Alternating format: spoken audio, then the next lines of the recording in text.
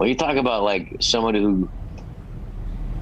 who stands up against the greats with a singular voice.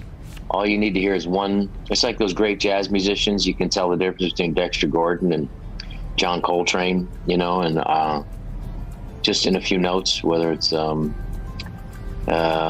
Norm MacDonald's one of those guys who would just, you could tell a joke, they could get nothing, and then he could tell that same joke and murder with it, all because of the way his incredible, unique delivery. And there was an innate sense to him of what was funny, and an impeccable timing that was just, you know, the best form of it was for stand-up. Also, conversation. I mean, just to be in a room with him, to be on a plane with him.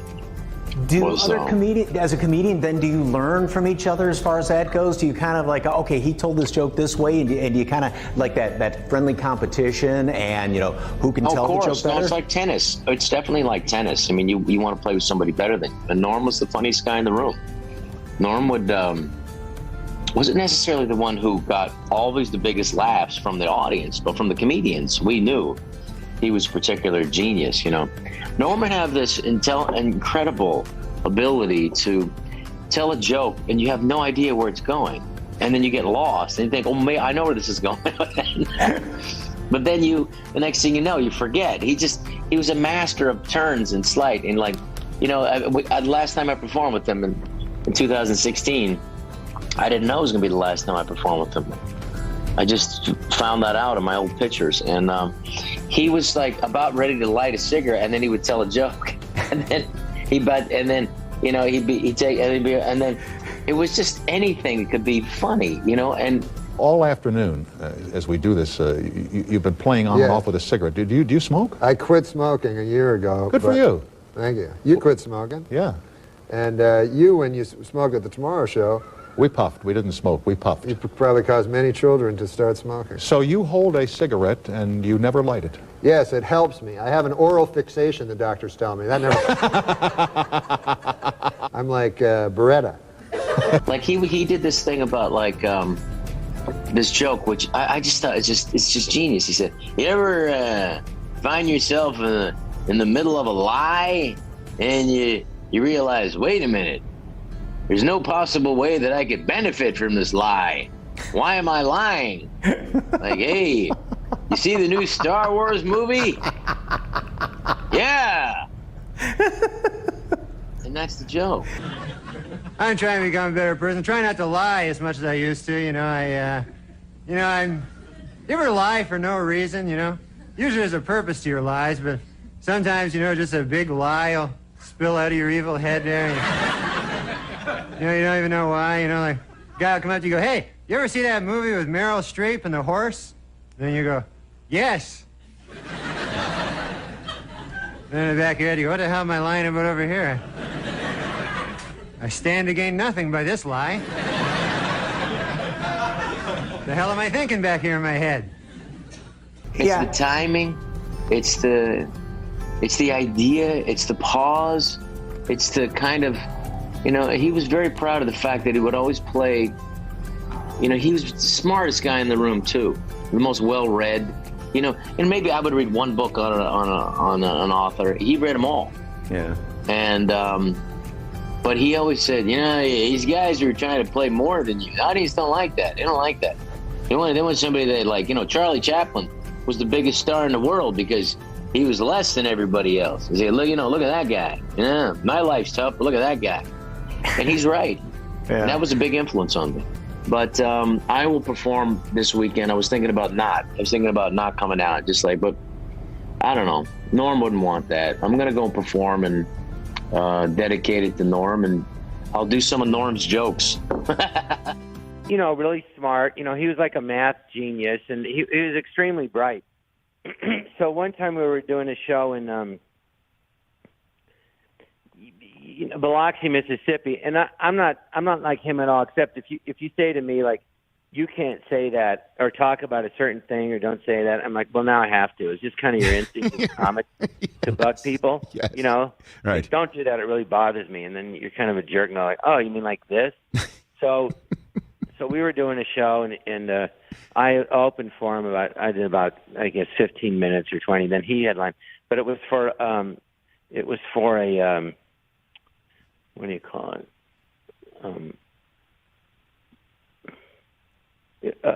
When they comp the audience, you know what I mean? For big gamblers, I forget the word. Yeah. So there wasn't people paying tickets, but anyway, they did it.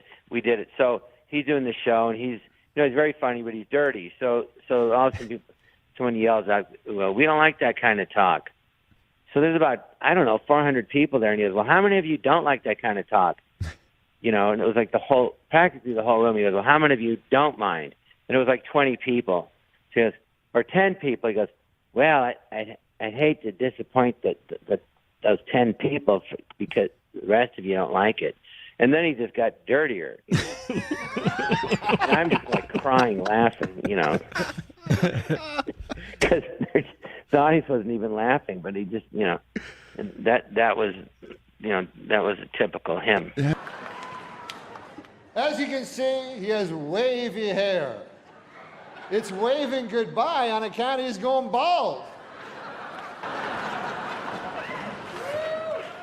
I remember the joke was like, your face looks like cauliflower, you know, like you look so ugly, your face looks like cauliflower. And then people would laugh, and Bob was laughing hysterically because, yeah, like a cauliflower. No, the audience wasn't laughing at all. No. Yeah. They put in laughs afterwards, but I was there on stage.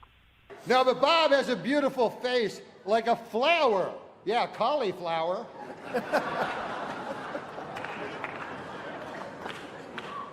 No offense, but your face looks like a cauliflower. I mean, I was there. I'm like dying laughing, you know. Yeah, I was there for the ESPY Awards when he hosted. And a lot of ESPN executives were white-knuckling his monologue the entire time. And when he told the joke about Charles Woodson winning the Heisman Trophy. Great, man. He became the first defensive player to win the Heisman Trophy. And congratulations, Charles. That is something that no one can ever take away from you. Unless you kill your wife and a waiter, in which case... all bets are off. Did they laugh?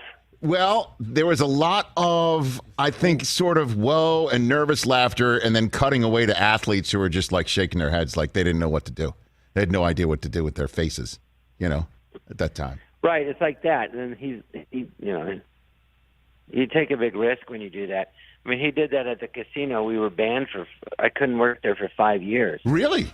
Are you serious?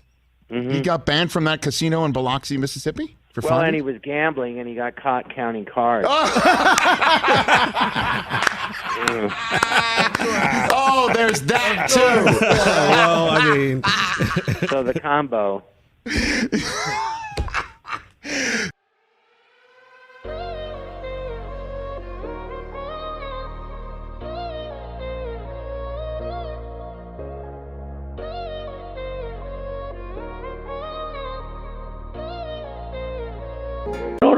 It was like he was kind of like the Bob Dylan of comedy. He was doing lyrics and words and phrases that nobody else in comedy was using.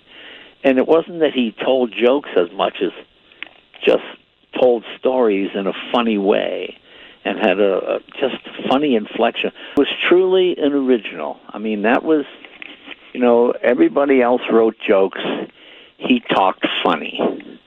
And just having a conversation with him was, even when he told a joke, he did it in such a way you think he was just talking, you know. Right.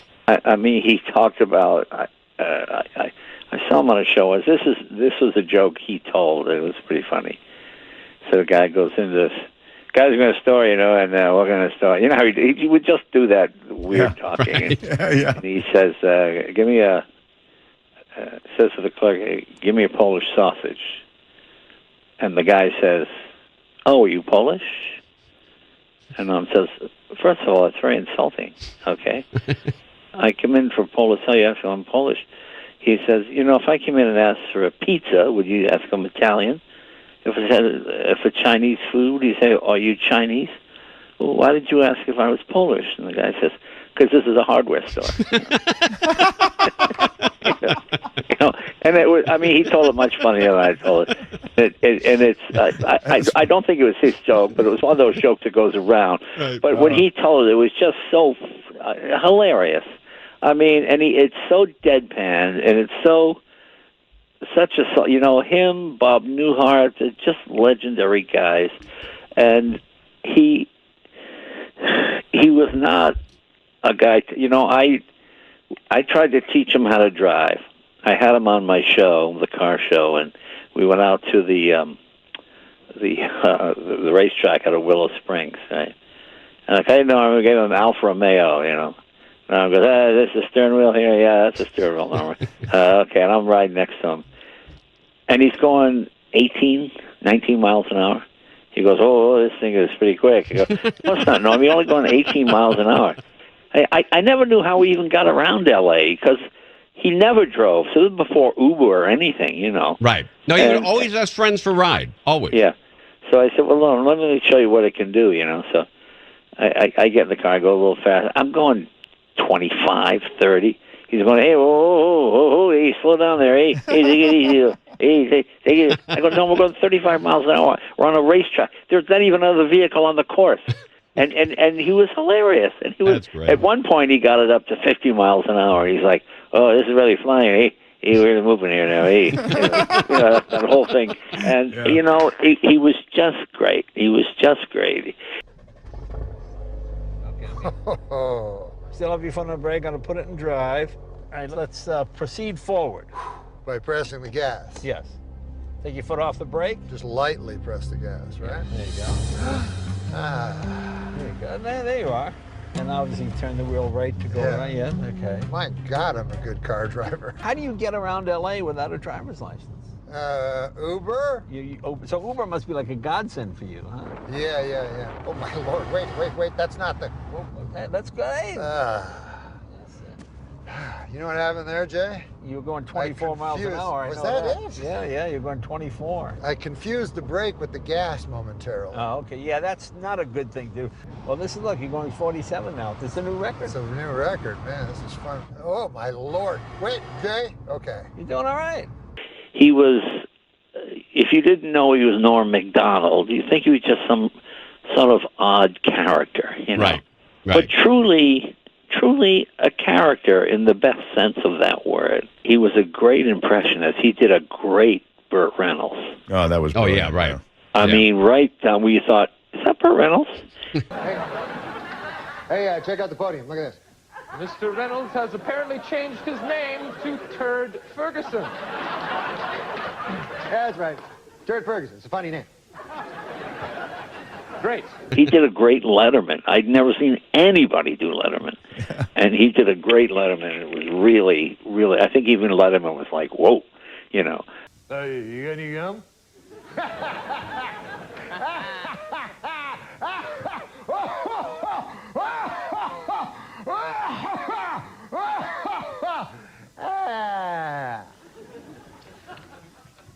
Crunch. No, he was, He was a Yeah, I'd forgotten about that. He did Letterman, and they did a whole send-up on of Letterman on that. The saddest part of it, he's one of those guys you just couldn't wait for him to become a cranky old man because he was a cranky young man, Right. And Norm was one of those guys you just wanted to live forever, just because as a cranky young man, it was funny. As a cranky old man, it would be perfectly in character, And he could really then get away with anything because he was an old guy, Absolutely. Well, Oh, do you know, on this blue cards, this is where we do our famous quotes. Because, Janine Ruffalo, she does serious comedy. And then there's that comedian who got shot on stage. He does... You know what Johnny Carson said that was interesting? He said the comedian's a disease, he called it. Yeah. When they become philosophers. He was referring to George Carlin. But we do famous quotes on these shows. Yes. Okay. Would you like to read? Start? Huh? When did this start? It's a new... had to be a first time that, you know. Oh, it's been going on for some. So this is like those infomercials where they make it like a talk show. That looks like it. That looks like an infomercial. And they'll have the one who's the host going, remember, you know, in the years... Didn't they have Danny Bonaducci Oh, once? yes. Yeah. They make it look like a talk show. And then on the infomercial, I'll say, you know, in the years that this show's been on, and you go, wait a minute, then how come I've never seen it before? But this is seriously a famous quote. Okay, all right. You know our new segment? Famous quotes. This is going to go over real well. Spiro Agnew. Spiro Agnew. I can do one. I remember one card. I goes, you be Ed, okay? Okay. Mount Baldy. Mount Baldy. That's what I said, Mount Baldy. What did Yul Brynner's wife do on their wedding night? That was a great one. And what about like when you were a kid and you saw The Tonight Show and you go, Burbank, that's funny. Like you go, we're having an affair in Encino, and you'd laugh along, like, you know, even though you didn't know. And well, on Laughing, they'd always say beautiful downtown Burbank. Yes. And then you go, it must suck, it must be funny. Oh, yeah. So are you going to read your famous quotes? No. You read your... And then there was a joke that started after Carson was off the air already. Yeah. And this was, but it was a popular sick joke. And that was Christopher Walken. And Christopher Walken. Yeah. What's something you never see at the Reeve household? Oh, God.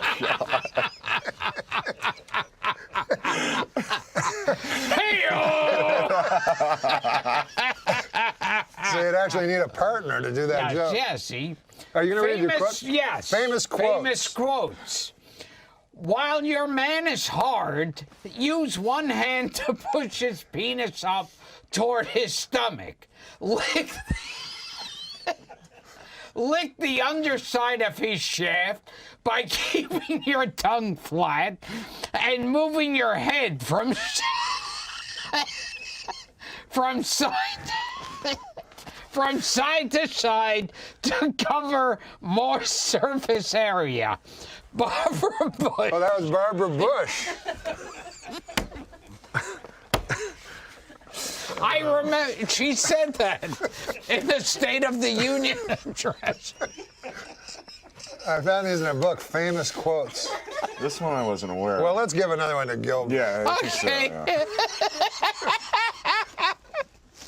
Okay. Famous quotes.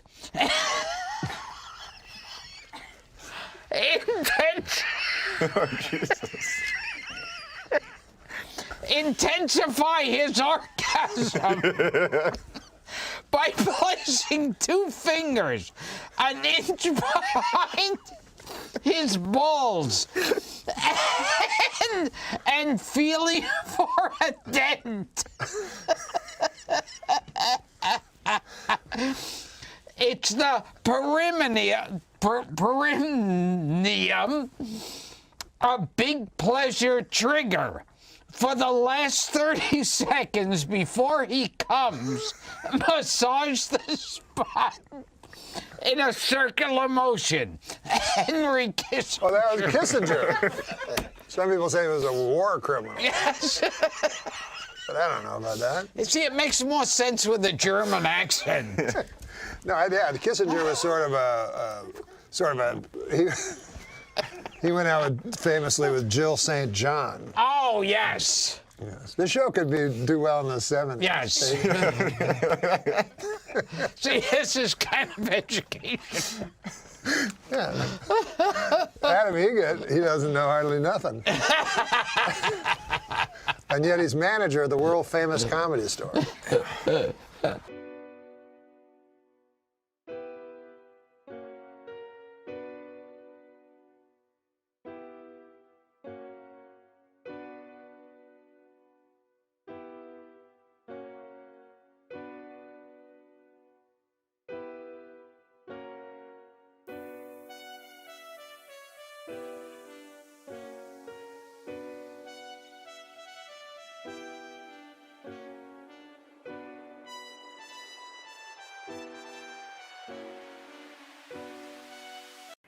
My other friend was mentally retarded. Now, I know you're not supposed to say that anymore, but that's what we said then, you know, and I understand that term. You know, it means that you're arrested. Your mental capacity has been retarded or arrested. So, anyways, I'll say Down syndrome. I don't care. I didn't say it for a long time on account of I thought people would think I was a doctor and I'd have to hit their knee with a hammer or something. I don't know.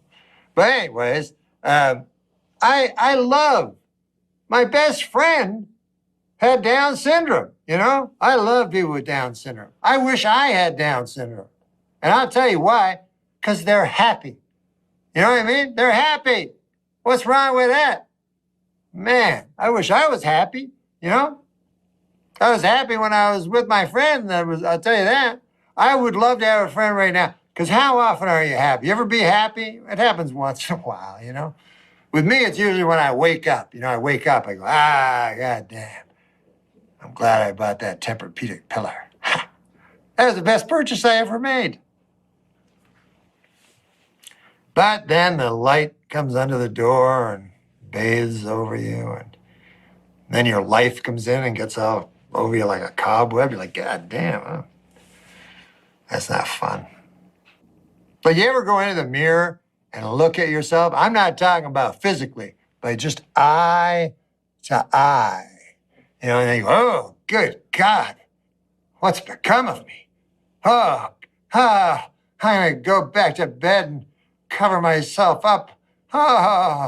That's when I would like to have a mentally retarded friend next to me, a guy with Down syndrome, to go, I like bananas. I go, God damn, I never looked at it that way. I like bananas too. You go, they're yellow. I go, God damn, you're right, they are yellow. Ha! What say you and me go buy a yellow banana? See, people get mad at me, and yet, you know, they pity them. I envy people with Down syndrome, you know? And they pity them. Now, who's the bad person in that scenario? I tell you right now, man, if there was some sort of injection where I could be Down syndrome, I'd take it because I'd love to be happy all the time, you know? And some people go, oh, they're mentally retarded people aren't always happy. I go, well, I never seen, you know, like you ever see a cynical Down syndrome guy, you know? You ever see a guy go, fuck bananas, they're yellow, I don't care. Who cares? I never seen it. But happiness, the thing we strive the most, people pity these people that have it, you know? Like they'll look over a group of people with Down syndrome and go, oh, man, look. Breaks my heart when I see them. You know why? They're happy, right? It's on account of they don't understand life's horrors. Makes me sad. Makes me shake my head, sadly, like this here. And you know the saddest part of all? There's no cure. They'll probably die happy.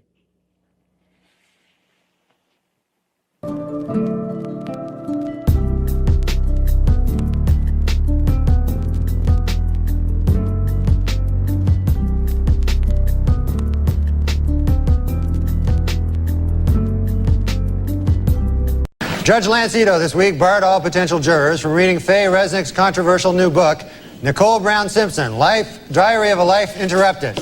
The judge also barred them from reading Faye Resnick's other new book entitled, Judge Lance Ito is a Big Fruit.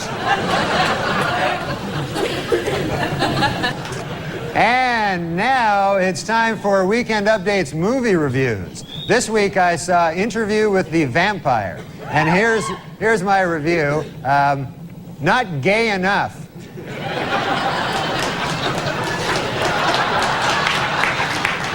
This week, a court banned gays from marching in Boston's St. Patrick's Day parade, but they will still allow them to be beaten up by drunken Irish guys.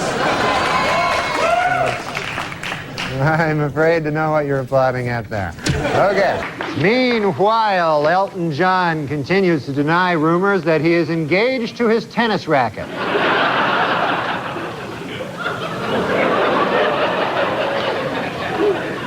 Well, if I can be allowed a personal opinion, you know, I think Harrison Ford's new mustache works. And by works, I mean looks really gay.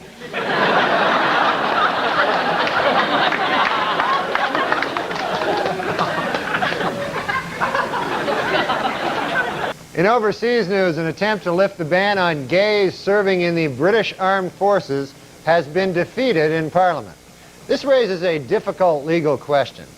How do you exactly tell if a British guy is gay?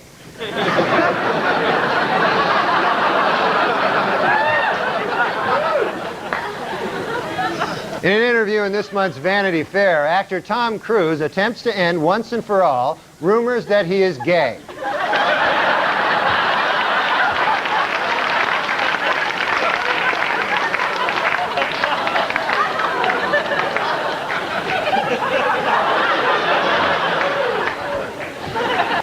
Meanwhile, the U.S. Army is dealing with a scandal of its own as dozens of female recruits have charged drill instructors with sexual harassment, intimidation, and even sexual assault. Analysts are calling it the best argument yet for gays in the military.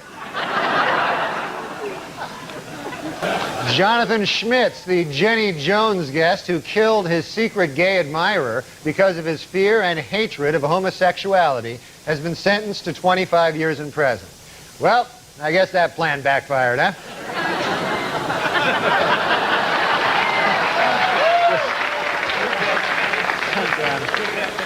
And it's been reported that Keanu Reeves is engaged to actress Amanda Decadina. Asked to comment, Keanu said, "What? I thought I was gay. I'd always heard I was gay. Beginning in March, DC Comics will change Superman's traditional red and blue costume to a new form-fitting bodysuit. The problem with the old costume? Not gay enough.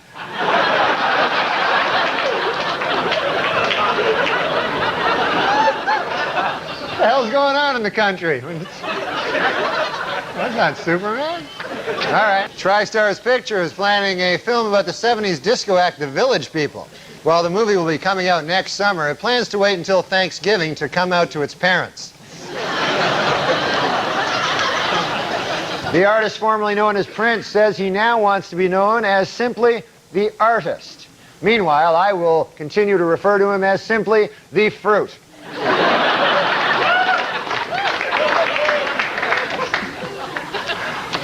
In other music news, several major acts are on tour this month, including the Counting Crows, Metallica, and The Fruit. A study on weight loss revealed this week that women who participate in a weekly diet program lost 50% more weight, snacked less, and bought more fruits and vegetables than women in general, which just goes to prove my new theory: Richard Simmons is gay.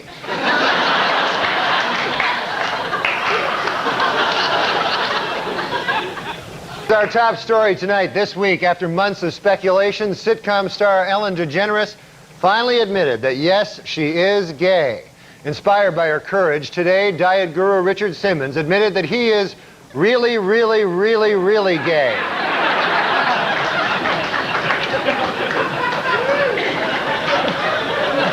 I'm scared of letting go, go, go. I'm scared of letting go, go, go. I'm scared of letting go, go, go. I'm scared of letting go of everything. I'm scared of letting go. Well, according to a new Entertainment Weekly poll, 72% of their readers say they would not be offended if a TV show lead character were gay. Though that figure shrinks to 1% when these same readers are reminded that being gay can involve anal sex.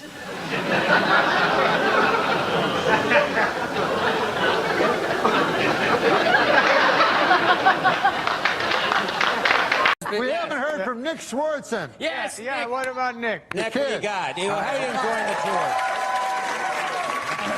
My favorite, going back to that text thread, and it was the last show at Mohegan Sun, and we were exhausted, and so we all slept in. And I woke up at 11 a.m., and Norm had texted everybody at 8 a.m. He goes, "It was."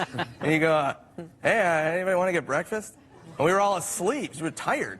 And we all woke up at like 11, and then I text everybody. I'm like, "Hey, does anybody want to get breakfast?" People were like, yeah, let's go eat. And then Norm got mad at me for like 2 days. He was like, I had the idea for breakfast. He goes, you took my idea for breakfast. I thought of that 6 8. I thought of that first. That's my idea. Breakfast is from my act. These showbiz folks get up. These showbiz folks get up late. Yeah, all right. I get up early. I get up so early, I wake up the rooster. Okay. I'll tell you, I have so many Norm stories, but this is one of my favorites. And I was on tour, me, Sandler, Spade, Rob Schneider, and Norm was kind of like the wild card. He would pop in for certain dates. So I believe Mohegan Sun in Connecticut, and we're backstage. Everyone's in Sandler's green room talking, shooting the shit. And me and Norm are in the hallway hanging out. And I don't know why I did this. This long hallway, and this guy walks in. Way down the hallway, he walks in the door. And I'm like looking, and we're always kind of suspicious about people that come backstage. And I go, I think that guy's a gun. And Norm goes, what? And I go, I think that guy's a fucking gun, dude. And he's like, oh my God. And he runs into Sandler's room and he goes, there's a gun. There's a man with a gun. And I was like, no, there's not. I was, no, I'm joking. There's not. And he goes, no, next to there's a guy with a gun. And Sandler goes, what the fuck? There's a guy with a fucking gun? And Spade's like, oh no, what the fuck? What's good? And I'm like, no, there's no gun. There's no gun. I was making like a joke just for Norm. And Norm's like, what? How's that a joke? And I'm like, I don't know. And Sandler was like, what the fuck is wrong with you? And I'm like, I don't know, man. Spade's like, yeah, real cool, man. And I'm like, I'm just gonna go to my room. And Norm's like, yeah, I thought there was a gun. I'm sorry, Nick said it. I'm like, good Lord. Real buzzkill. And the guy walked past, it was a security guard. But yeah. So he really did have a gun.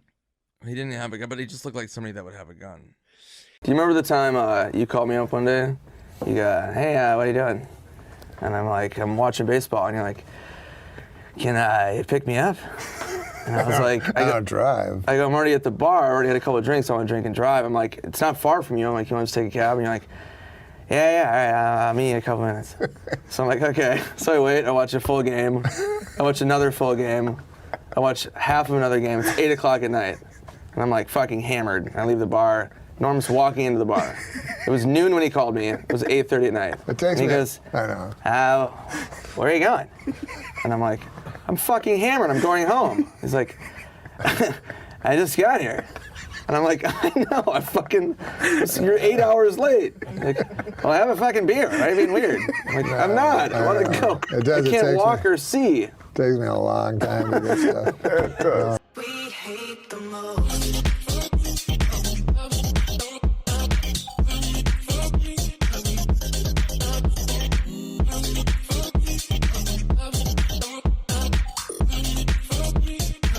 Remember the last time that you had seen him? I hadn't seen him for a while, but the last time I saw him was at a bar by our place, and he would watch. He was a big gambler, but the last time I talked to him, when I was quarantined in Minnesota, he would I'd text him and I go, "Hey, what's up, dude?" And he goes, "What? Who's this?" And he would do this all the time. I go, "It's fucking Nick, dude." And he goes, Nicky. What are you doing? And I'm like, nothing, I'm quarantined. And he goes, you didn't stand up? And I'm like, no. The fuck? No one's doing stand up. And he goes, what's your plan? And I go, I don't know, I'm gonna kick it here, and then I think I'm gonna go to Key West. And I go, I might just retire though and just move to Reno and just get like a residency, and then I'll just live in Reno and just work there, just be like an old comic. Yeah. And he goes, sort of God, he goes, that's a good idea. And I go, yeah, I don't know, whatever. He goes, no, maybe I'll join you. We'll both headline Reno. And I go, dude, Reno's fucking a mess. I go, no, I don't want to do that. So I go to Key West. A month later, he calls me. He goes, hey, what are you doing? And I go, I don't know, I'm in Key West. What's up with you? And he goes, when are you going to Reno? And I go, dude, that was a joke. I'm not moving to fucking Reno and retiring as like a comic. And he goes, fuck, I thought it was a good idea. And I'm like, no. And so that's the last time I talked to him. And then his his closest friend, Lori Jo, I hit her up after Norman passed, and I was like, hey, are you doing okay? And she goes, one of the last things before Norm died, one of the last things he talked about was moving to Reno with you. No. Yeah, and I go, are you serious? She goes, yeah, he was like, he really wanted to do that. And I was like, oh, and then that made me cry again. And yeah, it was just, that was Norm. It was awful. Damn. Interesting story I say this week is that right on Rikers Island they banned like 2 months ago, they banned pornography, any porno magazines from the prison, you know, because I don't know why they did it, but now I just read the headline. Sure, you don't need to know that part, right? Who cares about that part, right? But now they had to bring it back this week, so they had a compromise. They're allowing one porno magazine. Only one? Only one. Yeah. Unfortunately, the porno magazine that they're putting in is Hairy Guy's Ass Illustrated. Really? Yeah. Well, if you're going to only allow one, I would think that's the one, you know, probably. It's a good magazine, though. It is a good, you know... It's not all just pictures of Hairy Guy's ass. The articles are good, actually. Yeah. Good articles on if you're buying a home, what home to buy, good areas to look. Good stereo advice. That's what I read. Yeah. Killer crossword puzzle. It's just a good publication. All right. See, I just read it for Hairy Guy's ass. Well, see, that's you, Andy. Just people are all different. He was telling me before the show, the last week he went to the Hairy Guy's Ass Mansion.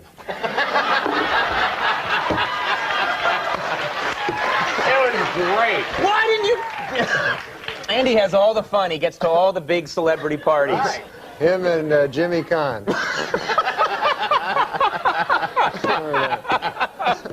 All right. So you think Dole is what? I don't know. You don't care anymore. I do like that he picked Kemp. I like Kemp. Oh, yeah? He had a strange thing. Did you hear that quote he said? He said he's closer to minorities than the other candidates because he says he's showered with a lot of black guys. Did you hear that? What? He says because he used to be on the Buffalo Bills. That's right, he was a football player. Is that true? He said that? Yeah, he said that the other day. He said he has a closer feel for the minorities because he's showered with so many black guys. But, you know, I don't know if that's how you want to pick your presidents, right? Showered with a lot of black guys? I don't know. I mean... You're picking Dole because he can do an impression. Yeah, you know, your reasons aren't much better. If I was going to pick a guy just because he's showered with a lot of black guys, I'd pick Andy or something like that, you know? You know? People don't have to know that. No, he used to play ball. He used to play college ball. Sure, he was, yeah. In every branch of the armed forces. Do you have a hero? Norman Fell from Three's Company. That's your hero? Yeah. Mr. Roper. Yeah. Mr. Roper? Yeah. That's not a good hero. That's all I got. Better than this guy's hero is some gay porn actor. Anyway. What are you talking about? What? I don't know. Insane. No. What are you saying? Let me tell you something about gay porn. Seriously.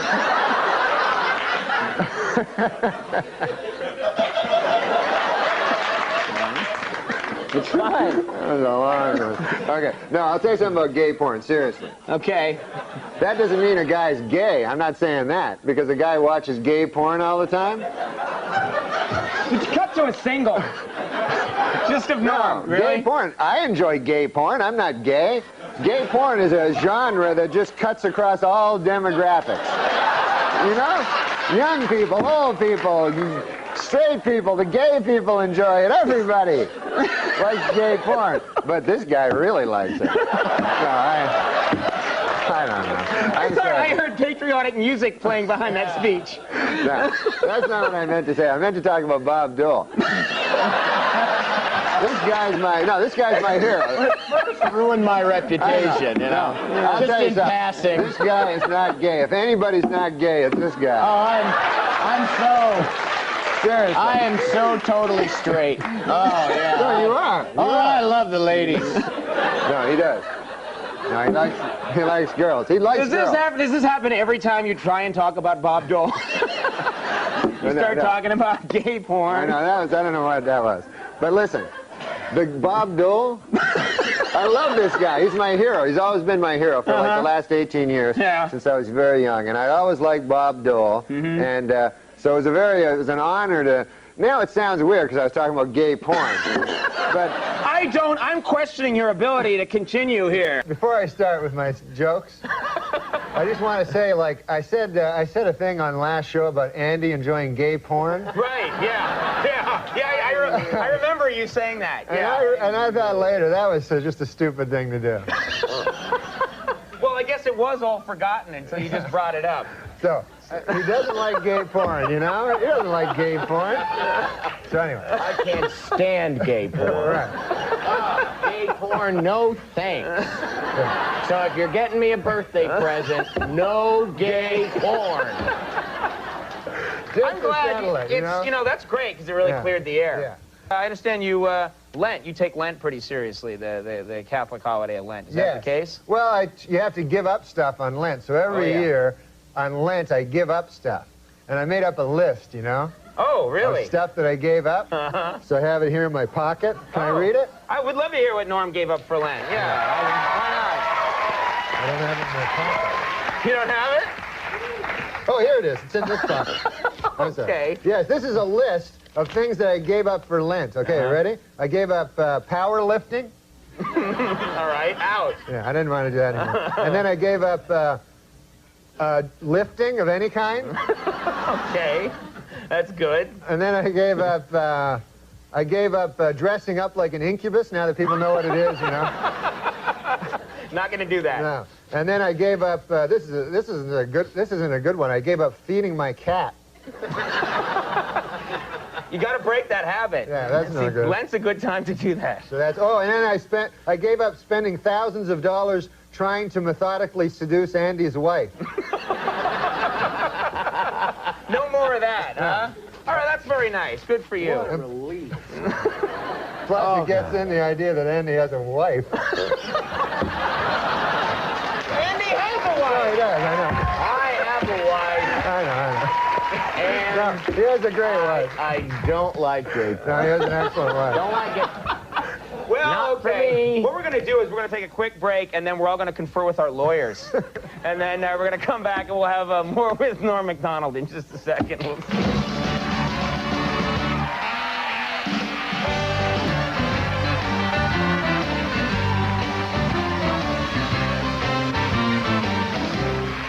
All right, we're back, everybody.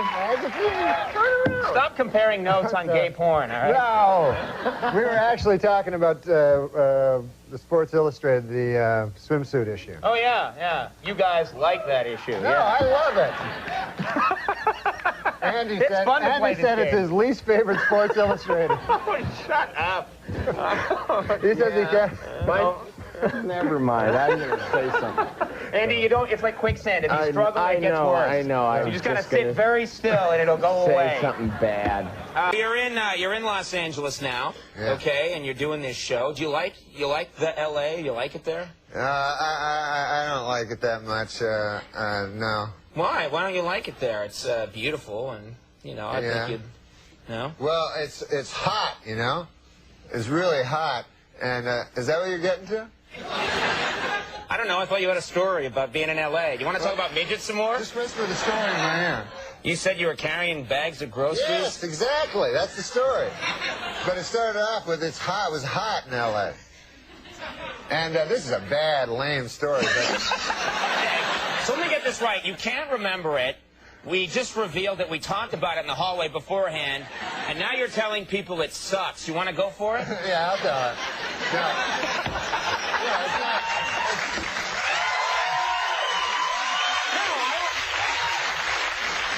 I want to see him do it now. Okay. So this We've set up a lot. You're going to make me cry. I believe this is all spontaneous. Sorry, Junior. You don't like L.A. because it's hot. I was talking to Andy before the show, and apparently I made a mistake one time in the show where I intimated that maybe Andy was into gay porno. You remember that? I didn't, but now I do, yeah. Which he is not into, and I never meant to intimate that he was gay in any way. Right. Just that he had an obsession with watching gay porno. Okay. There is a difference. Everybody loves gay porno. Right, Exactly. right. What's not to like? So anyway, baseball. so I said, I'm sorry. He said, you know, I said, I'm sorry about that. Right. And I said I would never mention again his alleged obsession with gay porno. Right. And I won't. But anyway. We're going to run that on a loop. Play it over and over again. Well, he's got a wife. Yeah, I know. What are you talking about? I know that. Have you ever met her? Yes. Okay, good. What are you talking about? She does exist. No, I know she exists. Yeah. That's what I'm trying to tell the people. I don't want them to think that Andy's into gay. And there's nothing wrong with being gay. Unless you're not gay, and then there's something horribly wrong with it. That's when it goes awry? Yeah, that's when it's the worst thing you could be is gay when you're not gay. Right. Hey, I'm going to miss Andy on this show, man. Oh, yeah. He's got to leave, huh? How bad is that, huh? Yeah. He should stay. You want him to stay. You should stay. Good move. You should stay. Get him booing. Yeah, you killed everyone's joy tonight. No, I swear to God, though, when you sit on a couch for a living, you should think about not giving that up.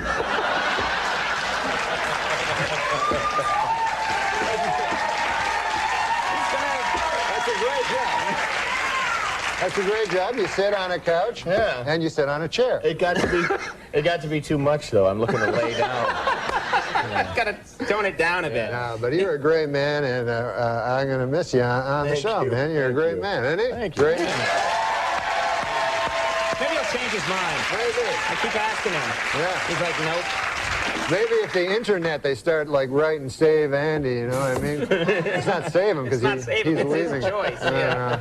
That's the hard thing. Straight to the heart. I went a long time acting like I wasn't broken apart by you.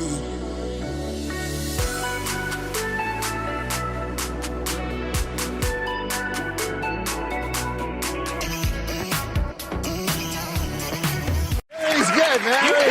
That's a can-do, Norm. You came charging out like Yeah, because Peter, look at this audience, man. They don't care about that. Why? They like jokes.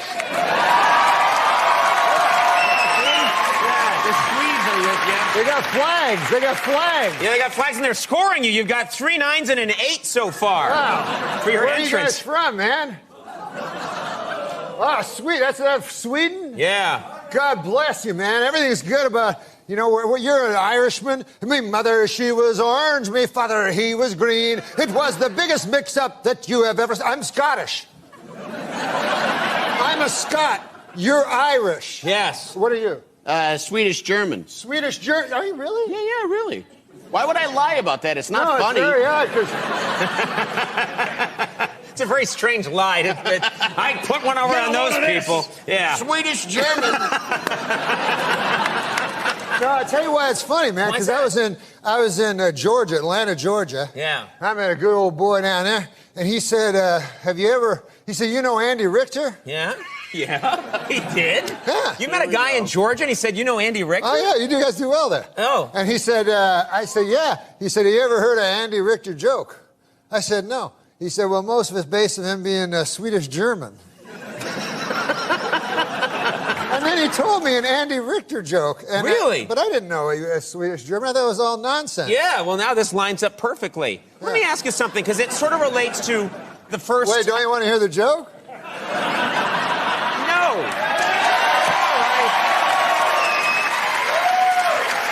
Oh, you're down to 6. You're down to 6. All right, this joke will get you back up. You can get him back. Let's hear the joke. Well, the fella says, he says, you ever hear the time about the old prospector? That's how he talks, you know? Yeah. He says, man, there was an old prospector, and he was prospecting for gold, and he was having a hell of a time getting any gold. You know? It was an empty stake, I believe. And he said he'd come into town one day. He'd been in the mine for a good 8 months. He said, by God, he said, I'm only flesh and blood. Sure. Yeah. And I need a woman, you know.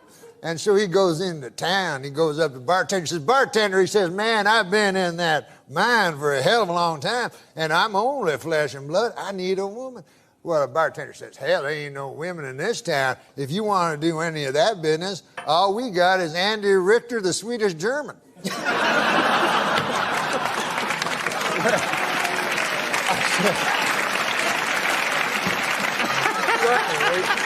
The prospector, he says, no, he says, hell, I ain't into that funny stuff, you know. He says, I'll be fine. So he goes back to his state, you know, and he's back in that mine, man, and 6 months passes, and a year passes, and Conan, you know, people are weak. Man is made of flesh and pride, as the scriptures tell us, and by God, that old prospector finally broke to his knees and he said, I'm no worse than he went back to the bar.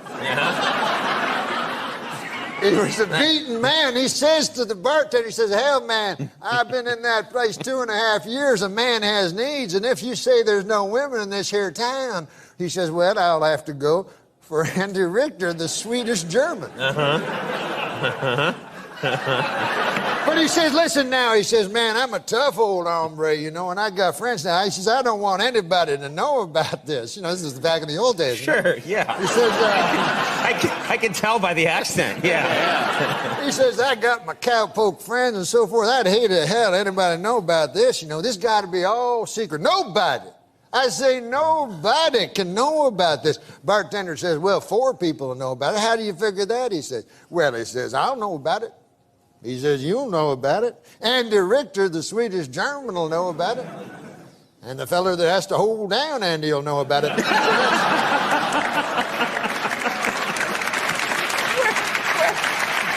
Why? Why? Because Andy Richter, the Swedish German, he don't go for that funny business neither. Well, at least you left me my dignity. Yeah. I like the way that story ended. Yeah, that was a nice. You weren't dead. Right. Yeah. Well, but that's not beside the point. You were raped. No, it's more.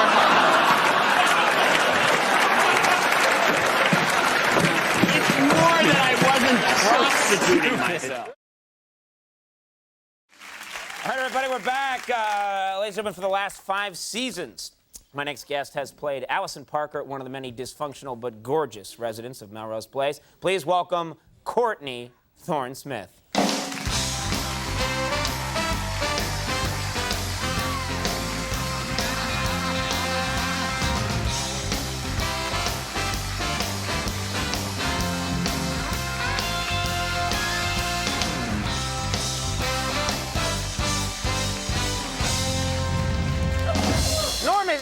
Norm, you're sick, and you're all over her like a bear rug. Just leave her alone. No, you know, because before, during the commercial, I was saying I had a huge crush on her. Yeah. And then you said you did, too. I said I did. When you were on Day by Day, I developed this big crush on you, and this whole talk show is a scheme to get you here. I liked her when she was on the Tomorrow Show with Tom Snyder. Not the Tomorrow Show, but the Later Show.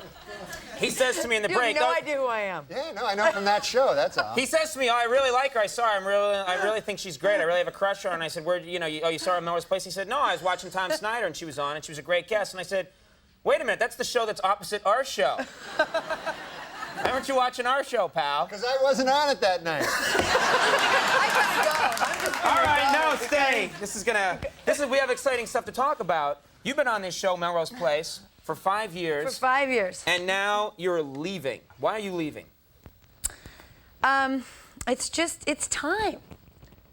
You know? I mean, how many times feel have like you be Oprah. fired, rehired, drunk, sober? I understand. I know. I Thank understand. you. Yes, I see. You mean you got tired of because they had your character pretty much go insane, go through all these really weird. Allison has been through so much. I was sexually harassed, carjacked, had an affair with a married man who then tried to rape me and then shot himself while on the phone with me. I was drunk, sober. While getting sober, though, I got to have an affair. Did he do all that stuff while on the phone with you, or just shot himself?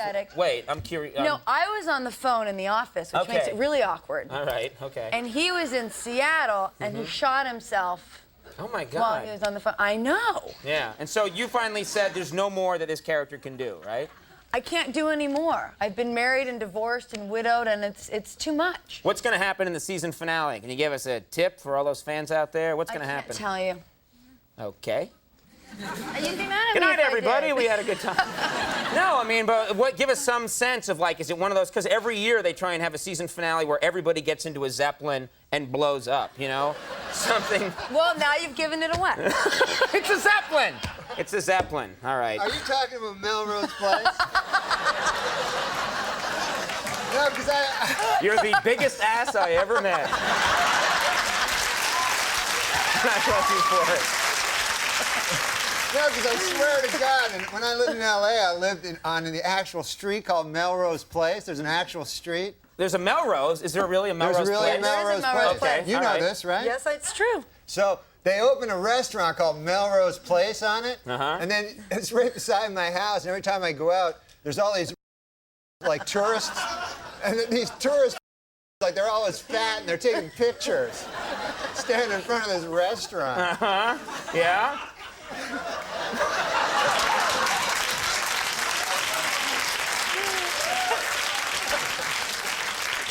Well, thanks for the help, pal.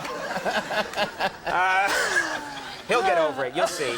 Now, I got to ask you about this because we brought... Shut up. That makes it all right. Well, I want to talk to you about something because this came up earlier in the show accidentally because I didn't know what Norm was going to talk about tonight, and it's best sometimes if I don't know. But he mentioned Carrot Top. You are making a movie with Carrot Top, right? I made a movie with Carrot Top. Okay. You've made a movie with Carrot Top. It's not out yet. No, it's Can you not put the out yet. picture up of Carrot Top again just so we can all see him? Oh, there it is again, yeah. All right. Okay. Wait a minute, she left Melrose Place to do a movie with Carrot Top? That's where I'm going, my friend. This begs the question now, why a movie with Carrot Top? Why a movie with Carrot Top? I mean, no, I don't know much about Carrot Top, you know? I don't know much about him. I'm a little jealous because he's a red-haired comedian, and I felt like maybe you'd do a movie with me first, then move on to Carrot Top, then to Ralph Mal from Happy Days. You know, sort of the three. There's an order in which you do movies with the redheads. What's he like, first of all? He's extraordinarily sweet. Nice guy. He really is. And he worked very hard, and he was adorable. And he works with a lot of props and stuff, too, right? Not in the movie. Oh, in the movie they took his props away? They took his props away. That's a bad time to suddenly take away everything you know about comedy. You know, you've been using props now all your life for comedy. Now we're going to take them away when you make your first movie. Was he okay, though, with it? He was cool? He was great. He did a wonderful job. Do you have a scene where you and him embrace? Yeah, lots of making out. Oh, for God's sake. Nothing but making out. All right. It's like 9.5 weeks, but Carrot Top. Basically what we were doing. Wow! I gotta check out that movie. Is it called 9.5 Seconds?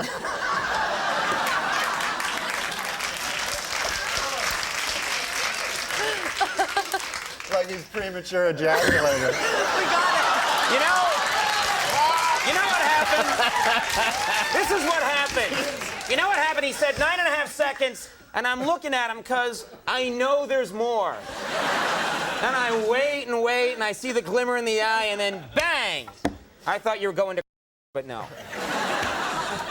But what's the movie going to be called? Well, Really? I know what it's going to be called. Yeah, what's that? If it's got Carrot Top in it, you know what a good name for it would be? What's that, Norm? Box Office Poison. She's in it. What about my career? Courtney Thorne Smith, the girl sitting to your left, is in the movie. I'm going to go see it for Courtney. After you steer everybody else away? No, I love this girl. I would see any movie with this girl in it. She's a beautiful lady and a talented, nice talk show guest. Okay. As evidenced by her appearance on our rival show.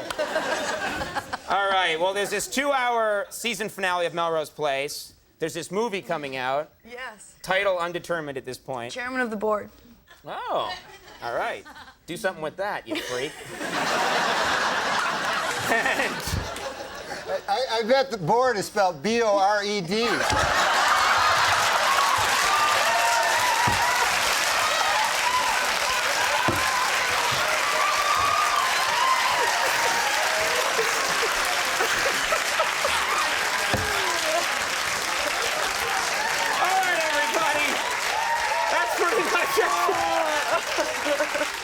We're going to take a break now. We're going to have Collective Soul in a second.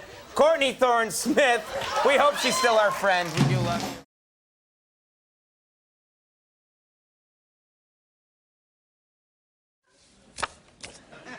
Our next guest is a very funny man, starring in his own television program entitled A Minute with Stan Hooper. Ladies and gentlemen, say hello to Norm MacDonald. Here he is.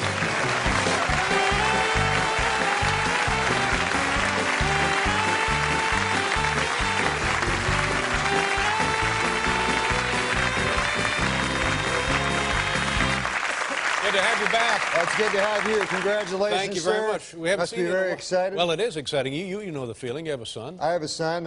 He's older. He's got to be at least 8. Hmm? And but when he's first born, you know, it's the most. You know this, the most exciting thing that's ever happened to me. That's right. You know? Yes. And I'll never forget it. And then 6 months later, I went hang gliding. Way more exciting. Wow. All right. Well, I'll give that a try. Hang gliding, you say? Yeah. All right. Sure. Puts Might that as well. whole having a baby thing right in the dust. Okay. Now, what's new in your life? Tell us about things that have been going on for you. What have you been up to? Not much. I've been. It's a madhouse back there, man, with the animals and Stan Can's back there and the weightlifters. Stan Can is back there? He's there with the animals. No, that's Jack Hanna. Jack Hanna, Yeah. sorry. And what did you ask me now? What's new in your life? How are things going? What are you been up to? Going good, going good. I'm worried about my health, you know.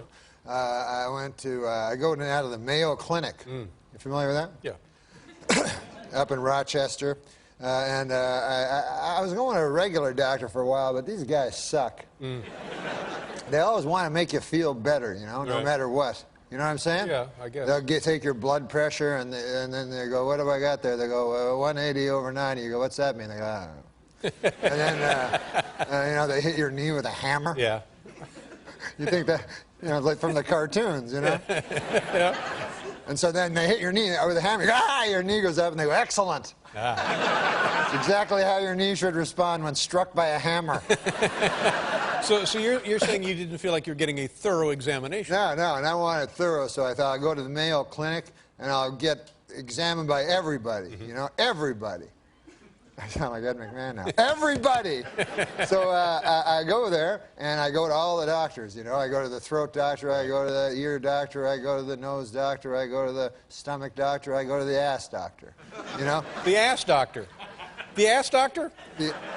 I'll tell you something, man, that's the most important doctor. I don't know. At first I was a little suspicious because I know that in medical school there comes a time when you have to pick your specialty. Uh-huh. All right, stop it. Stop it. But Stop anyways, the ass doctor is very important, quite seriously. Yeah. Oh, no, because a lot of, and you know, you're very nervous about that examination, Yes, you know, because you know you don't want it to be painful and you know want it to be enjoyable, you know. But that's true. But anyway, so I went to every guy, you know, and every doctor, and I do a thing. I have a little trick with the doctors. I tell them symptoms I don't have, so I get a thorough examination. That's right. So I go to the throat doctor, I go, my throat hurts all the time, a constant pain in my throat. The guy's like, good Lord. So he gives me a real thorough, and then the stomach doctor, you know? And then he checks out my stuff, so real thorough, you know? I don't want to talk about the ass doctor, but I go through all the doctors, you know, and I'm wheezing and coughing, and so then I get the thorough examination. Right. And how did it turn out? Clean bill of health. Oh, congratulations. Absolutely. That's great. That must be a huge peace of mind for you. Yeah. Yeah. That's what it gives you. It gives you peace of mind, you know, for a while. Because doctors really, you know, that's all they can do is give you not bad news. You know, they can only tell you you have nothing. They never give you good. It's never like the doctor will come out and go, good news, the blood test came back, you're immortal. Yeah, that's not going to happen. Yeah, they just tell you, oh, you got nothing yet. Yeah. Keep coming back, and I'll give you this piece of news that'll shatter your life. But so anyways, about 6 months later, I decided I'll get me some life insurance because I have my kid that's he's got to be at least 6. And I go, I'll get some life insurance because this is irresponsible of me not to have life insurance. So I apply for life insurance. Every life insurance company turns me down. Why? And then I go, holy Lord, something's wrong with me. Because maybe Mayo Clinic lost a file or something. Switch the records? Switch the records often happens. No, I don't think at the Mayo Clinic that often happens. No, not at the Mayo Clinic. No. But at the lesser. The lesser clinics. So anyways, I find out that the insurance company is privy to all the doctor's notes and everything. Oh. So that they have me like with severe abdominal pains and a sore throat, you know, rectal bleeding. Well, of course they're not going to insure you with that. No. So your little scheme backfired. Yeah, I had to get one of the Ed McMahon insurance things. You get like $1 million insurance and you end up paying $500,000 a year for it.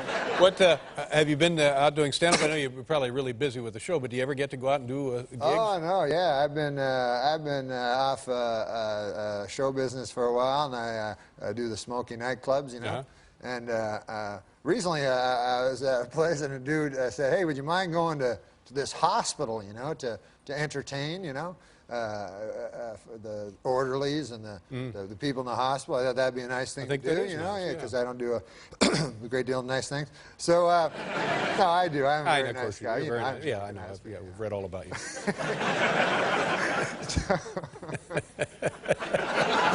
So I go to the hospital, you know, and I'm driving to the hospital. The guy's driving me. I don't know how to drive, and I'm all happy. I'm sorry. Wait a minute. You say you don't know how to drive? I don't know yet, but I will. I'll learn.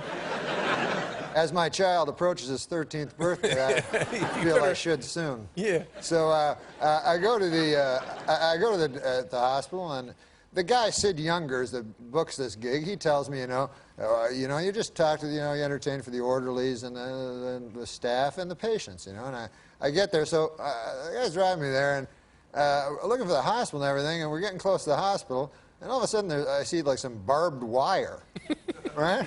And there's guards and everything. And there's a big giant sign that says, State Hospital for the Criminally Insane.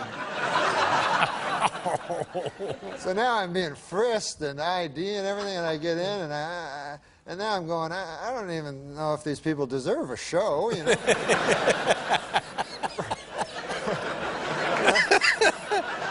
Well, if you can brighten anyone's day, I think it's a nice thing. Yeah, but I don't want to brighten the day of somebody who slaughtered their family last week. So I get in there, you know, and I'm like, all right, well, I guess I'll do it. I'm committed to doing it. I go, well, where do I perform? Like a cafeteria or something? Guy's like, no, we got a theater. Oh, theater. A big theater in the State Hospital for the Criminally Insane. So I go in there. They go, the Statler brothers were here. So I go, all right. So I go in there, you know, and it's a beautiful theater, you know, and it fits like 1,000 people. And there's like 40 criminally insane guys in there. And I don't know what the rest of them are doing. And so I go, and then the guy introduces me, you know, and and he had like an old bio of me or something, I think. And but it was ridiculous introducing me to these guys. Right. And it was like, ladies and gentlemen, you know him from Evening at the Improv and George Schlotter's Comedy Club and all this. Norm MacDonald, you know, and there's nothing. They're all muttering criminally insane things to each other. And so I'm walking. I've never had this. I'm walking toward the mic, and I start getting heckled. Like before I'm. You're not even on stage. Yeah, I'm like 15 feet from the mic, and I hear, "Nice shoes, bitch." Oh, that's not good. That's not good. So I go up, and then just all kinds of insane things. One guy goes, "Where's the Statler brothers?" And then the other guy's like, "Yeah, what is with those shoes, bitch?" And I'm not even at the mic. I didn't even get to the mic yet. So I get there, and then as soon as I start talking, I start with my answering machine bit, you know, and you know that. Yeah. So I'm like, anyone have an answering machine? And they're like, go home! Go home! They keep yelling. Yeah. So I just had it, and I said to them, well, that's the beauty of it. I can. and then you hit the road. A Minute with Stan Hooper, Wednesdays at 8:30 at Fox. Norm, a pleasure to see you again. Thank you very much for being here. Norm MacDonald. We'll be right back with Jack Hanna, everybody.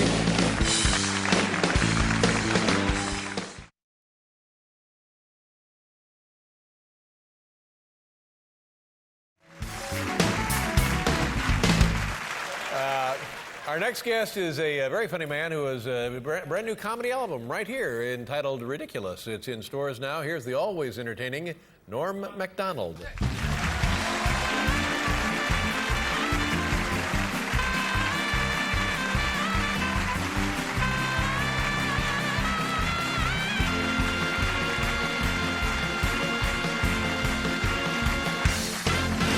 Norm, you look great. I do, yeah. I mean, you do too. Well, thank you very much. We haven't seen you in a while, and you look like you're really in shape. Are you taking care of yourself? You working out? What's going on here? I'm all right.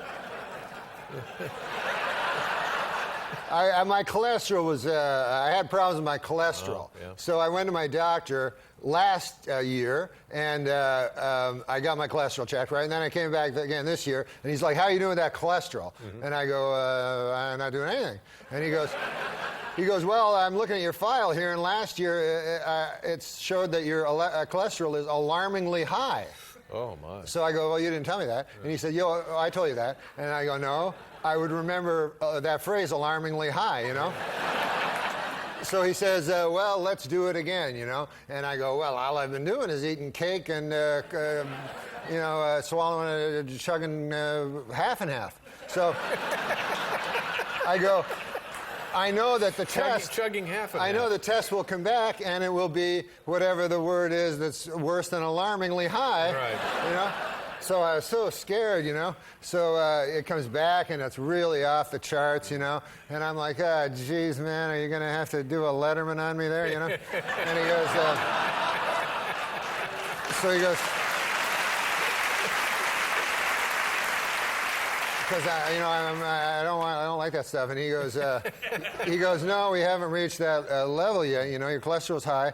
You can lower it, but he goes, I have to warn you, you have to lower it, or we're going to have to do a Letterman on you. Yeah, so I said, okay, you know, and I went on this incredible, I did it myself. I just checked the www computer, and I found out all the things.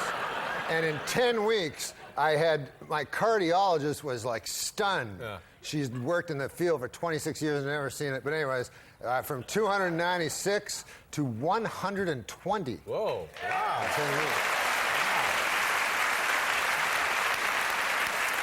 But the only bad thing is they have bad cholesterol, good cholesterol.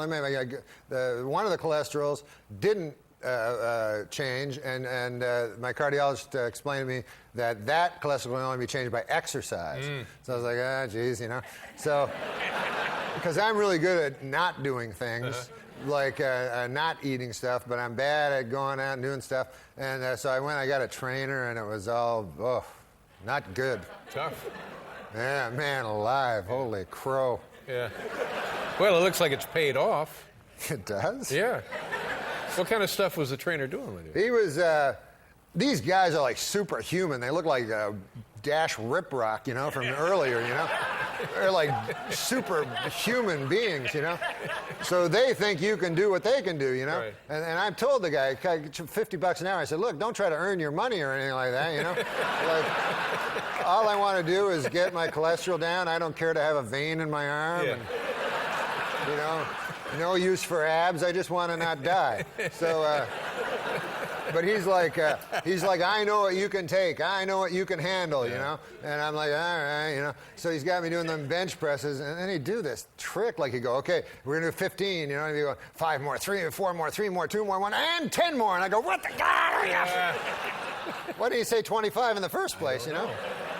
So anyways, I'm in the gym there, and we're doing the things, and over in the corner, a fracas happens, a little thing. What happened over there? And it turned out, guy had a heart attack.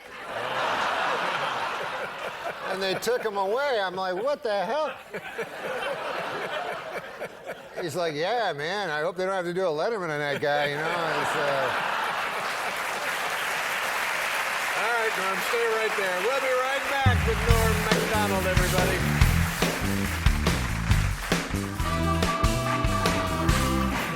Now you, Hey, Bill. you did some traveling, I guess, since we last saw you. You were in. Yeah, I did. I never been overseas, and I went to Amsterdam. My dad was in World War II. He was a lot older than I. Well, obviously, he was older than I was. He had me when he was an older fella, and he served in World War II, and he liberated Holland, you know, from the icy grip of that dork Hitler, you know. Yeah. So, and you know, with Hitler, the more I learn about that guy, the more I don't care for him. I can't. Yeah.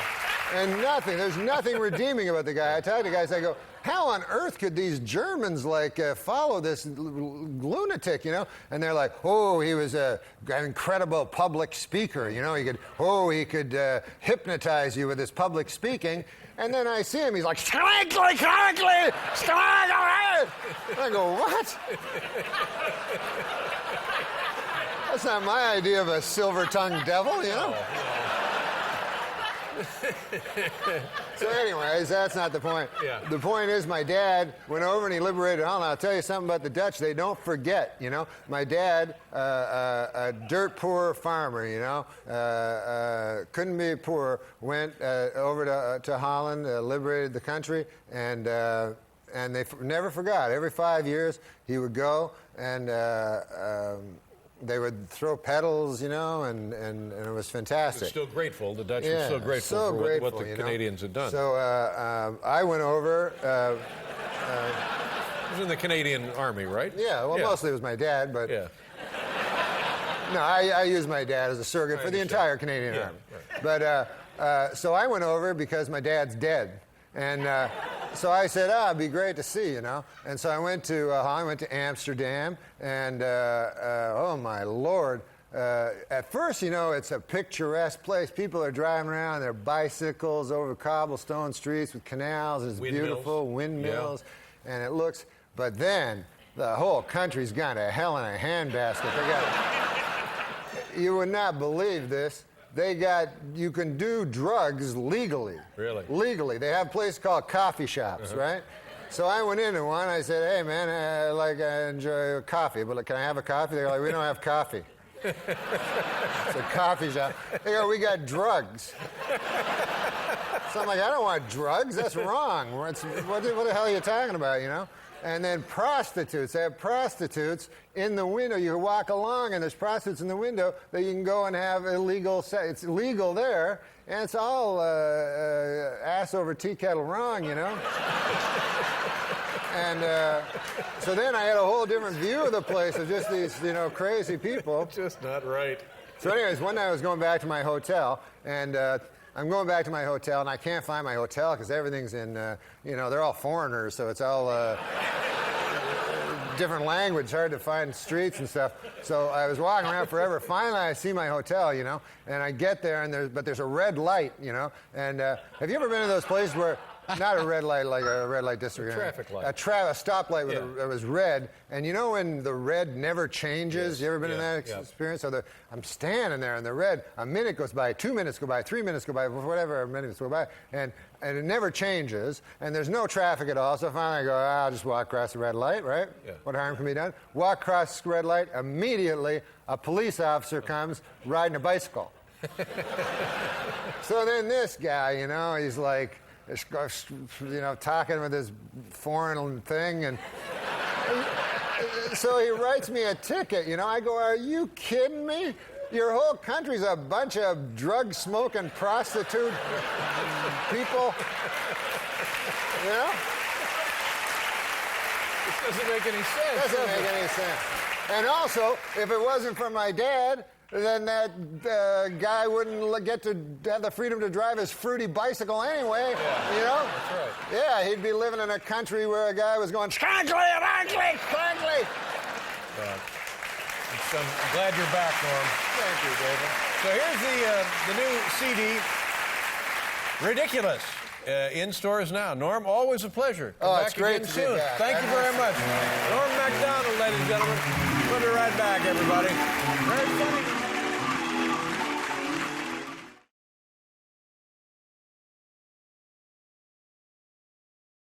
Our next guest, here's a guy. He comes out and he's just funny. That's all this guy is. I love this guy. I mean, charming, sure. Personable, sure. His hygiene, maybe. But moreover, all he really is funny. He will be performing tomorrow and through this weekend at Caroline's, which is right across the street on Broadway. Here's the always entertaining Norm MacDonald.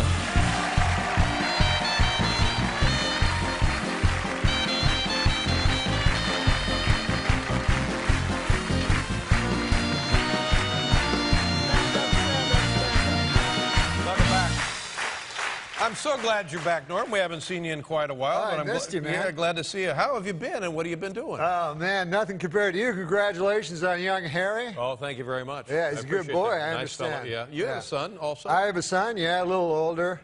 He's, I want to say, he's 10 or 15. Yeah. The point is this. I want to give you a little advice. First of all, they get less cute. Oh, see, yeah. And you got to, when they're young, you got to do certain things. For instance, because you love your child more than anything, obviously. And when I was young, and I had my little boy, Dagwood.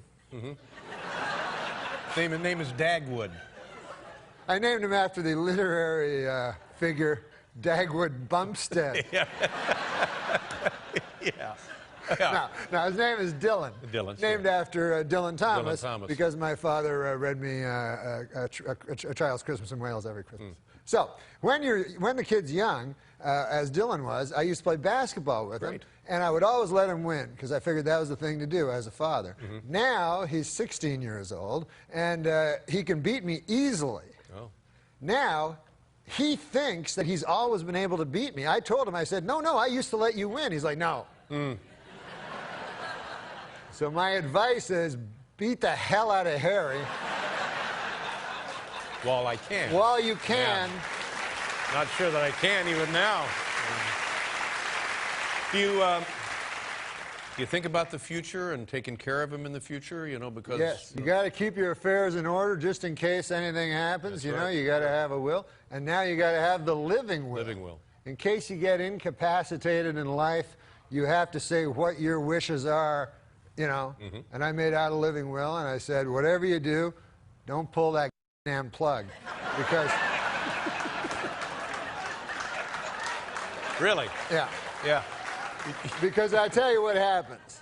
As soon as you get there, you're incapacitated. Right. They get your relatives and your friends around. They go, hey, Norm's incapacitated. Any of you guys know? And they're like, hey, oh, yeah. I remember Norm saying he wanted to get killed. And then we don't have to visit him no more, right? Yeah. So I also don't have a plug. I have a series of plugs. Really? Because I don't want one plug and then one of them janitors come with the wide broom, knock out my plug. You know, my Belt brother's... and suspenders. Exactly, exactly. Yeah. Exactly. I'll tell you something, man. My mom said, hey, you don't want to be a burden. I'm like, good Lord, I hope I, don't want to be a burden. I'm lying there incapacitated. You know, you can't take 10 minutes out of your bridge game to come touch my hand.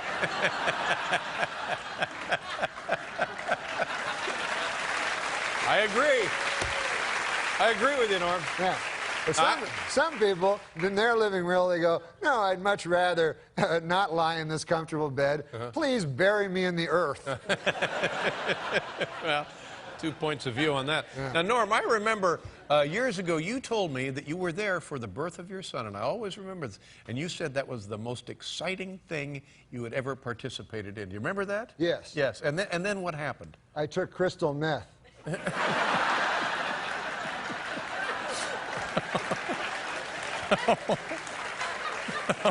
Oh, no, you didn't. I didn't know what you were getting at. No, that's right. No, and then you said a couple of weeks later you went skydiving. Oh, was that it? Yeah, that was what it was. Yeah. Or hang gliding. Yeah, hang gliding. And how was that compared to the birth? It was. This was a joke I did at one point? I have to do your act for you now? Is that what it's come to? And you said that was much more exciting than the birth. Oh, I'm sorry. That's what's.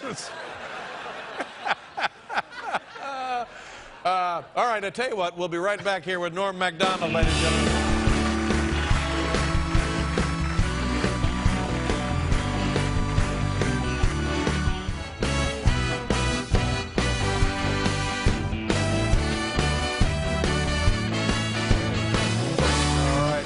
boy, Norm. How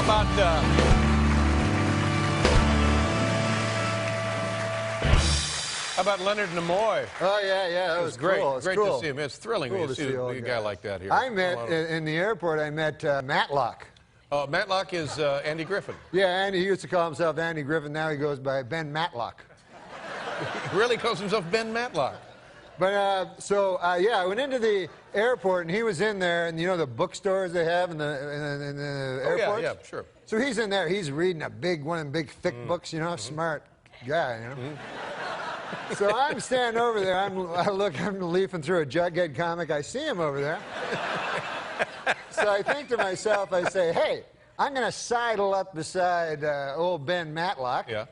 And I'm going to grab one of them big books myself. He didn't have to know nothing. Sure. Pretty soon we get in a conversation. We start talking, and I find out how he ever solved that case where Claude Akins killed. You remember, anyways. Whatever. I wanted to talk to him. Right. So take 10 minutes. I'm talking to him. He's very friendly, very outgoing, and everything like that. And it was really nice. And all of a sudden, I realized it wasn't Ben Matlock at all. Really? It's not Andy Griffith? Yeah, just some old man. And now, don't you think that this guy has a moral, you know, responsibility to tell people instantly that he's not Matlock? I don't know. That's a good question. I never thought of that. And you're sure it wasn't him? Oh, yeah. No, I'm certain, because he just kept yapping and yapping and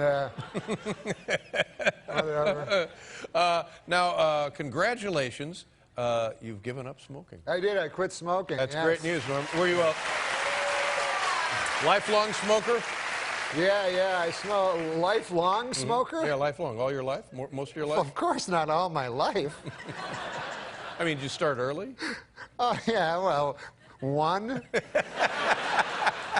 No, I smoked for a long time, and I smoked as much as you could. People would ask me, how many packs a day? I smoked from when I woke up to when I went to sleep, so you could not smoke more than I did. But I quit. I tried different things, but I quit. I finally quit through sheer tyranny of will. Oh, really? Oh. Yeah.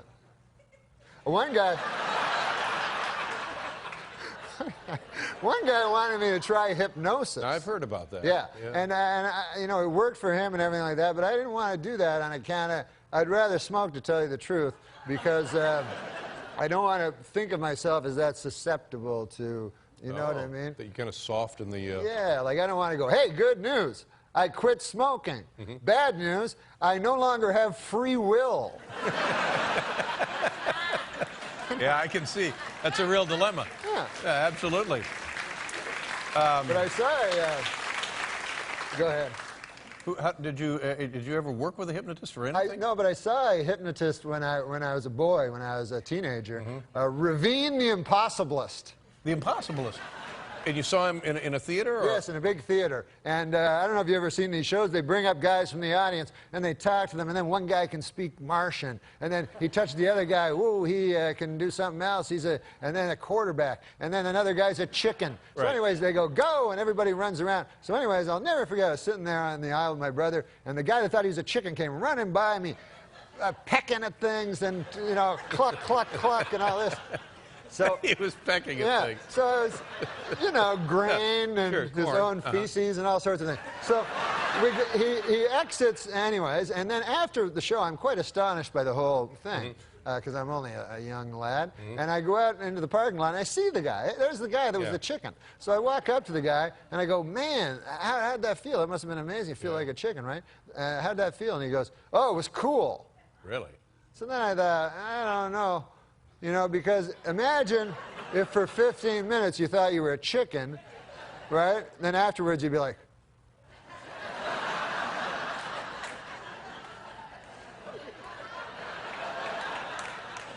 And then I go, I say, how'd it feel? I act like a chicken. He go, You know, he'd have to spend the rest of his life trying to get back on track because his mind had been shattered. Shattered? By the experience of being a chicken? Well, of course. If you thought for 10 minutes that you were actually a chicken, would you be able to do the show the next night? Well, I guess not. Or would you go, no, that was cool? You're exactly right. Now, Norm, we're running out of time, but I would be remiss here if I didn't bring up something. People have been bothering me about this for months and months. People come on the show and they say, the next time you see Norm MacDonald, he's got some tremendous stories about the great Bob Uecker. Now, do you have a story you can tell us about Bob Uecker? Voice of the Milwaukee Brewers. Well, Bob Uecker is one of my best friends. He's a great man. I know Artie told a story when he was here, and Bob was not too thrilled with that. But it's Artie Lang you're talking Artie about. Lang, yeah. But Bob is a very, very funny man, and I often go in the booth with him, you know. Oh, sure. So one time we were there, and John Fogerty was in the audience. You know, a fortunate son, you know. So John Fogerty was there. So Bob Uecker is a very interesting guy. He thinks of everybody as the same. He doesn't think of people as stars or anything like that. He's a very down-to-earth guy. So he was talking to me. He says, "Hey, man, you know that guy?" I go, "Yeah." He goes, "That's John Fogerty, rock and roll singer." So I go, yeah, I know who it is. He goes, "Yeah, man." He goes, "But I played in a golf tournament with him." He goes, "You probably think of him as some that likes to bite the heads off of chickens, but this guy can..."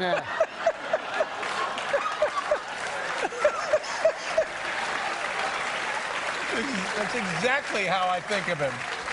This guy can get it out of the sand trap like nobody's business.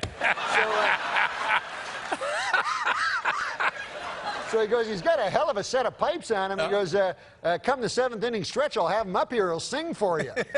So I said, no, Bob, don't do that. Like, don't have him come up and sing for me, please, you know. He goes, "What's the matter, man? Don't you even know who he is?" He got all mad. So I go, "Yes, Bob, I know who he is. He did Creedence Clearwater Revival." Yeah. He goes, "Yeah, he did all that."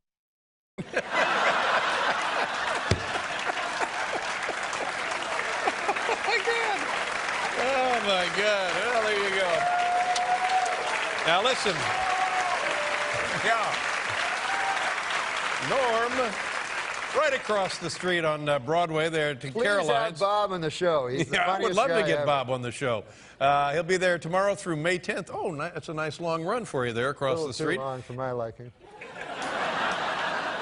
Way to sell tickets, Norm. And he'll be at the Helium Club June 18th through the 20th in Philadelphia. Gosh, I hope we see you sooner than however long it's been. Always a pleasure. It's Norm MacDonald, ladies and gentlemen. We'll be right back with Animal Collective, everybody.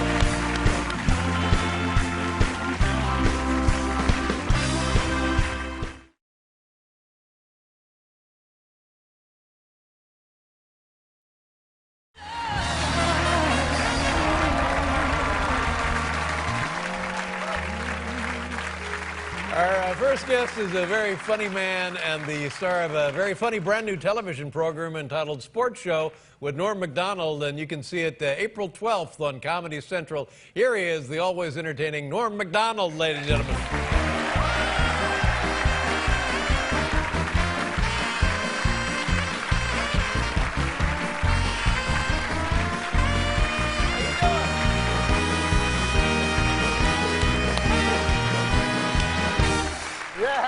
I saw that show today, Norm. Very funny. What show? The TV show? Yeah, your TV show. Oh, yeah, congratulations. And by the way, you look very youthful. And how come we haven't seen you in 2 years? Oh, how come I haven't been here in 2 years? Yeah. Oh, man, I've been busy. I got a kid, you know. I know. How old do you? Well, you got a kid? Yeah, I do. How old's Harry? He's 7. Yeah, man, they grow up so slow. You know, it's barely discernible. Isn't it? Yes, how old is your son? He's 18. They get far less cute. Yeah. They're Good not as cute when they're out on the lawn punching you in the chest. Yeah. Well, anyway, it's good to have you here. Oh, it's good to be here, and, man. in addition to the new show, the Norm MacDonald Sports Show, you have like your was it your first stand-up special? Yes, I did a Comedy Central special. Great. One of 40 they did this year on Comedy Central. And but it was fun. But I got a weird time. They showed it at 11:30 and on Saturday, and it turned out that was during this thing called Earth Hour. I think some people know what it is. Yeah. On Earth Hour, you have to turn off your electricity. So. Wow. That's horrible. And as you know, and as I know, and as they apparently know, TVs are powered by electricity. Yeah. So, and furthermore, my key demographic is damn dirty hippies. Yeah. So, oh, man. well, you know, what are you going to do? Took one on the chin there. Yeah, yeah. Now, listen, I'm very surprised and impressed about this, that you've built kind of like a Twitter following. Yeah, so I'm an internet sensation. Whoa. Now, I didn't take you for a guy that would know about that kind of stuff. I know all about that stuff, Really? man. When did you start Twitter? 2 weeks ago. Really? But this is what I did it for the Oscars. The guy told me how to do it, and I was watching the Oscars, and you know how horrible those were.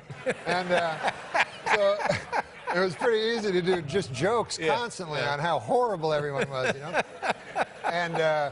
And you know, and some of the things were nice, like it was nice to see Kirk Douglas, of course, you know, and he had that terrible stroke, which didn't affect his comic timing at all. And but so I twittered, and I ended up twittering 190 tweets. Whoa!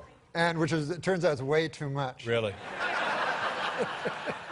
So people started telling me to stop. Anyways, get this, just earlier this happened, right before we came on the show. I walked out here. I'm in some kind of Twitter feud with Steve Martin. I know that Steve also actively Twitters. Yeah. So this is what happened. Dig this. You know how to tweet? No. You don't know how to tweet? No. Where you been? He writes a tweet. I misunderstand it. I reply. Well, let's hear what he says. What he said? Yeah. Okay. Well, this is what he said. I'm not really that great at it, but he said, "Has anybody seen my hat?" Now, I'm looked everywhere for it. I can't find my hat. Right. So I say, was it a brown fedora with a red hat band? But what I didn't know is he sent a twit pic.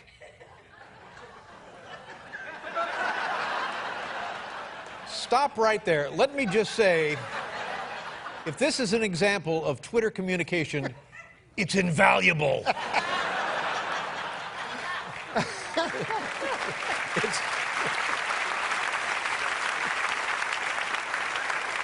What do you think I should answer him? This is the last thing he said to me. He goes, this just came in 9 seconds ago. He goes, still mulling over this tweet from Norm to me. It's so enigmatic. Is it a put down? Honestly, I mean, he lost a hat, right? Yeah. And then you responded, is it with a red hat band? Yeah. None of this makes any sense. Yeah, it's a generational thing. Oh, that's but, yeah. I guess so.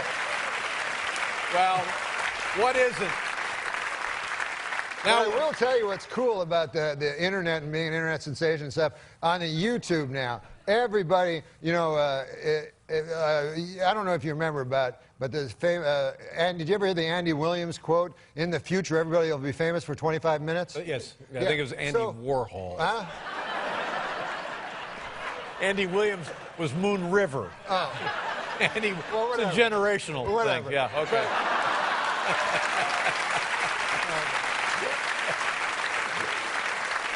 But here's the thing.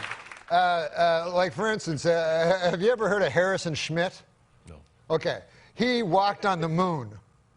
I didn't know that. Right. An astronaut. Right. A guy who walked on the moon. There's very few people that have been in the position to go, hey, where's the moon? There it is. Right. Well, you're right. That's a good point. Right. Now, so 12 people have landed on the moon. Neil Armstrong, Buzz Aldrin. Who else? Right. So this Harrison Schmitt fella must be going, what the hell do I have to do to get famous? Yeah. Right? Meanwhile, the Kardashians, we know Khloe, we know... It's awful. Yeah, Lois. Lois Kardashian. All of them. We'll be right back with Norm MacDonald, everybody.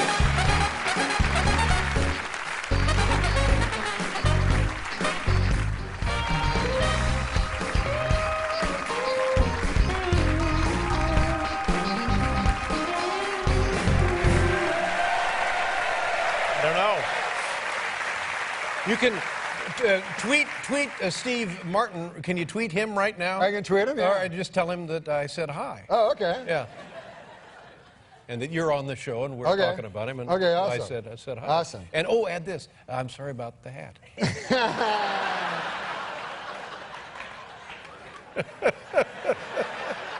You know what's great also while I do this, I'll tell you this. The great thing about the blogosphere. Now, the great thing is this, that you have friends, you see what I mean? Yeah. Now, on the computer, I have about 160,000 friends. Whoa. In real life, I have 2. But I actually like my friends on the blogosphere here, because this is the thing. Like they can go like in real life, right? Your friend will go, "Hey, my grandmother died this morning," and then you go, "Oh, good. Do you want to come over to my house and talk about it for 4 hours?" And then on this thing, your friend can go, "Hey, my grandmother died today," and then you go, "Unfollow."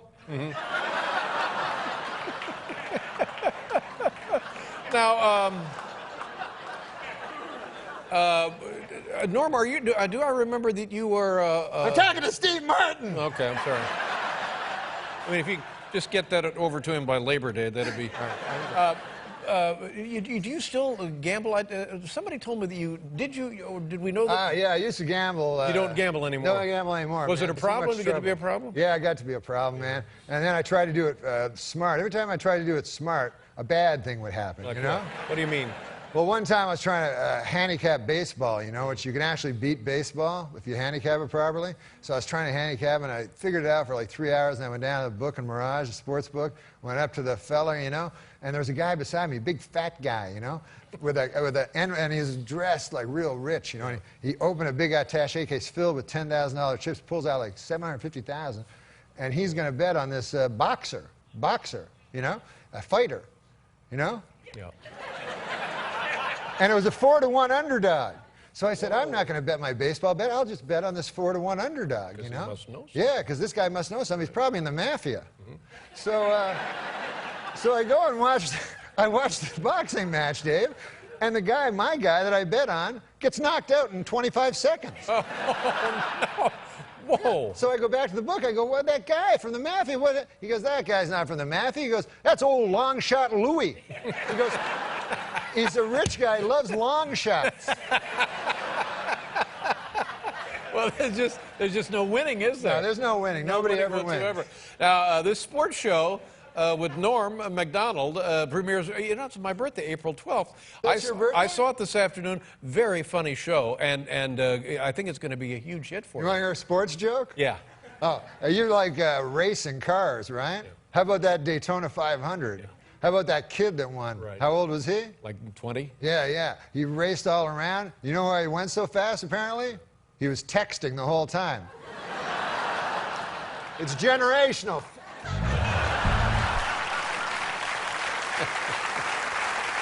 The show premieres April 12th on Comedy Central. Sports show with Norm MacDonald. Great pleasure to see you. It was great I to hope see you, man. don't wait Thank 2 you. years to come back.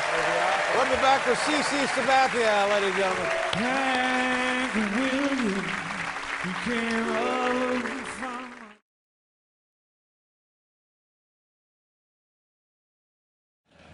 Our first guest is one of the, this guy is actually funny. There's no two ways about it. Any way you look at it, up, down, left, right, he's funny. Wake him up in the middle of the night, he's funny. Drive cross country with him, he's funny.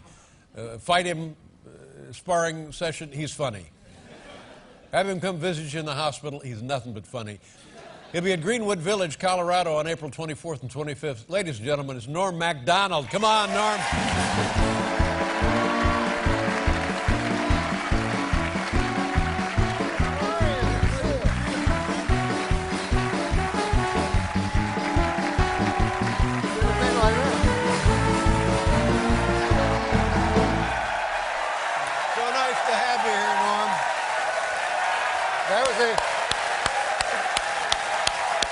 How you doing, buddy? I'm doing well, sir. Place goes crazy.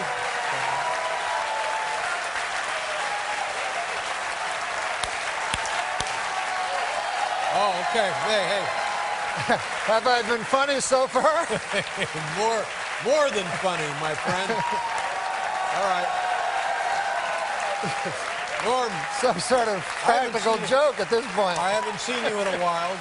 I saw you on the Saturday Night Live 40th anniversary show. Oh, yes. You were great on that. And what's been going on? Bring us up to date. What's been on your mind? I had a big pork chop for dinner, and I live in the moment. Mm-hmm.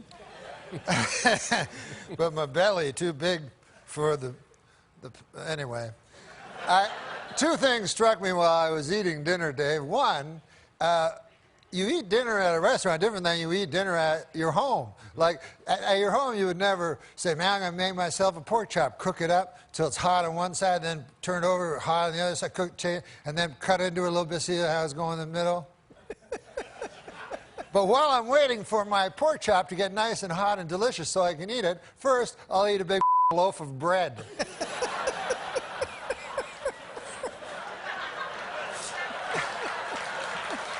So that's at home.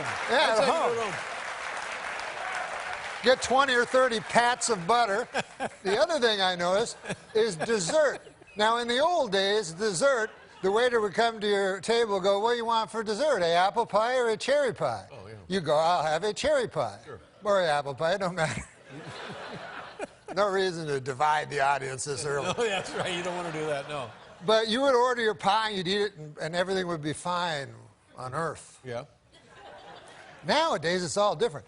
Guy comes, he's got a big tray. Oh, yeah. He had a canted angle, every confection known to man. Sure. Suddenly, his tone changes. It's not like the pork chop anymore. Some kind of sexual undertones going on.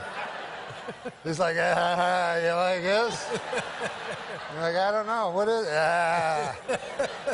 You like decadent things? Yeah. You're like, not that much. No, yeah. Once in a while, I guess. Yeah. May I tempt you, please? No, I'm a fella, you're a fella. Yeah. It's embarrassing a little. A little bit.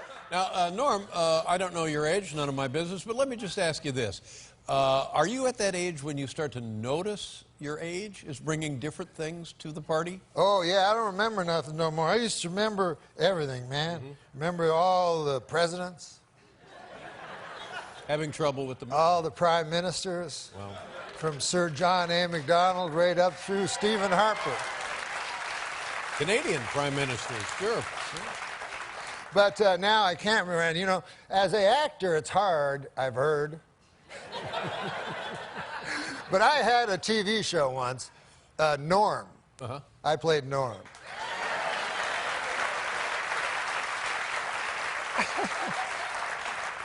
That was the one time I was not funny. No, it was a fine show. But we had a great actor on it, and his name was Jack Warden. You remember Jack Warden? Of course I remember Jack My Warden. God. Yeah, great actor. You remember that? I think they have a picture of Jack. They have a picture of Jack Warden? There he is. You guys remember Jack Warden? Likeable. A Broadway star, too. He was. Mm-hmm. He was on Broadway. He told me he was in the Man in the Glass booth where he had to go an hour and a half, one single monologue. Now, I have him on my show, the Norm Show. I played Norm. Mm-hmm. And his memory's gone, and he didn't like it, you know, and it frustrated him. And I remember I was in the scene with him, so I had to remember all my lines just in case he got his right. So it was really hard on me as well. Oh, yeah, it could take a toll on you, yeah, sure. So I remember the first line he had, we're watching a hockey game. He's a tough old guy, playing a tough old guy. And he was like, his line was supposed to be, I tell you, Normie, hockey's no good anymore, not since they put in their helmets. That was the line, right? Mm-hmm. So he looks over at me and just blank eyes. So I know he don't got nothing. But he's trying to use his acting skills, you know, so he looks at me and goes, Normie, Normie, Normie. And you could see what he remembered through what he said. Like, because he said it at this exact moment. He'd go like, Normie, Normie, Normie. Hockey, Normie.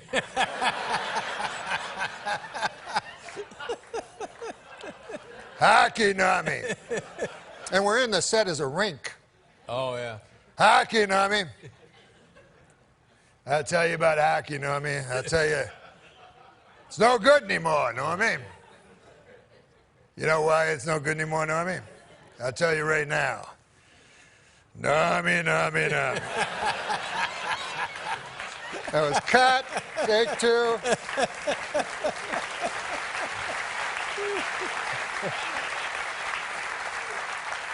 I really appreciate you coming on here tonight. I don't know if you've heard, but I'm not going to be around much longer. Yes, I know, and I understand there's only 12 shows left, and this may be my last appearance. Well, I hope not, but. So I was going to ask for a souvenir. You know, you're the first person to bring this up, and I'm touched.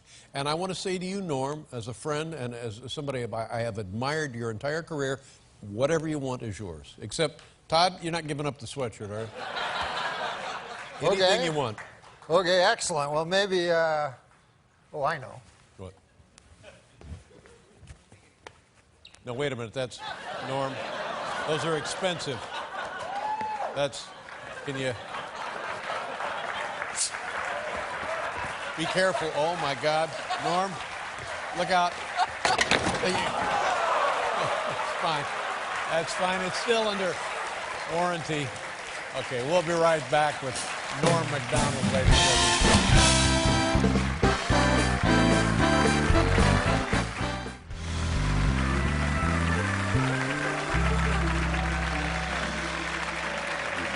Yes.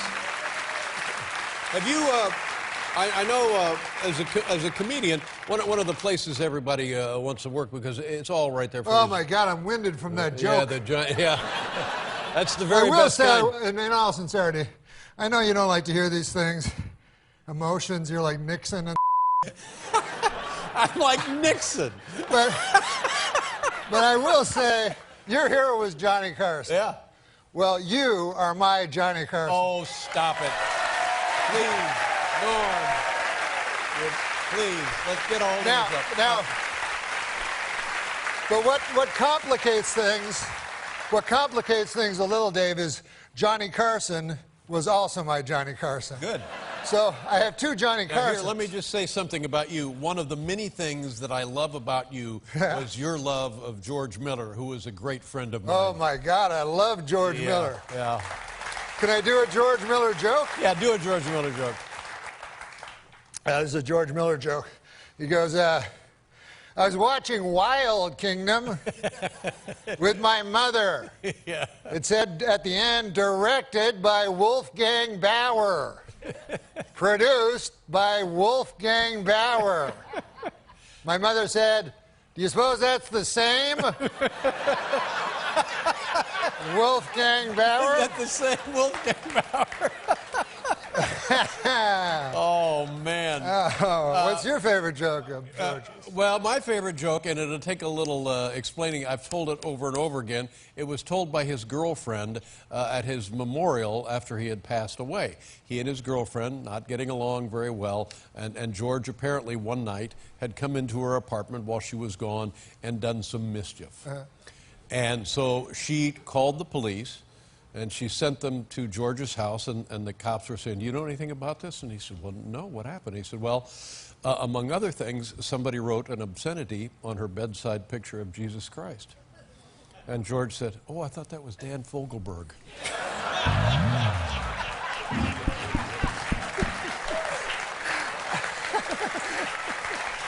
Yeah. Strong, huh? Sure. There's a passing resemblance, no question. Yeah. So anyway, when you're in Las Vegas. Las Vegas, the oddest slogan I've ever heard. What happens in Vegas stays in Vegas, they say. Of course, it's not true. You can't kill a person and leave. They'll follow you across state lines and bring you back, and you'll face a jury of your peers. So I said, what does that mean? What does it mean? Like, what are they getting at, you know? I started ruminating about it. I whittled. I started whittling. Oh, you whittle? Yeah, when I ruminate, I whittle. Whittle and ruminate. Yeah, I whittle. Hand in hand. And I said, what does that actually mean? What happens in Vegas stays in Vegas. And it came to me in a sudden. What it means is you can have sex with a prostitute in Las Vegas, and she will not tell your wife. They're very discreet in Vegas. They're not like these gossipy small town whores. You know,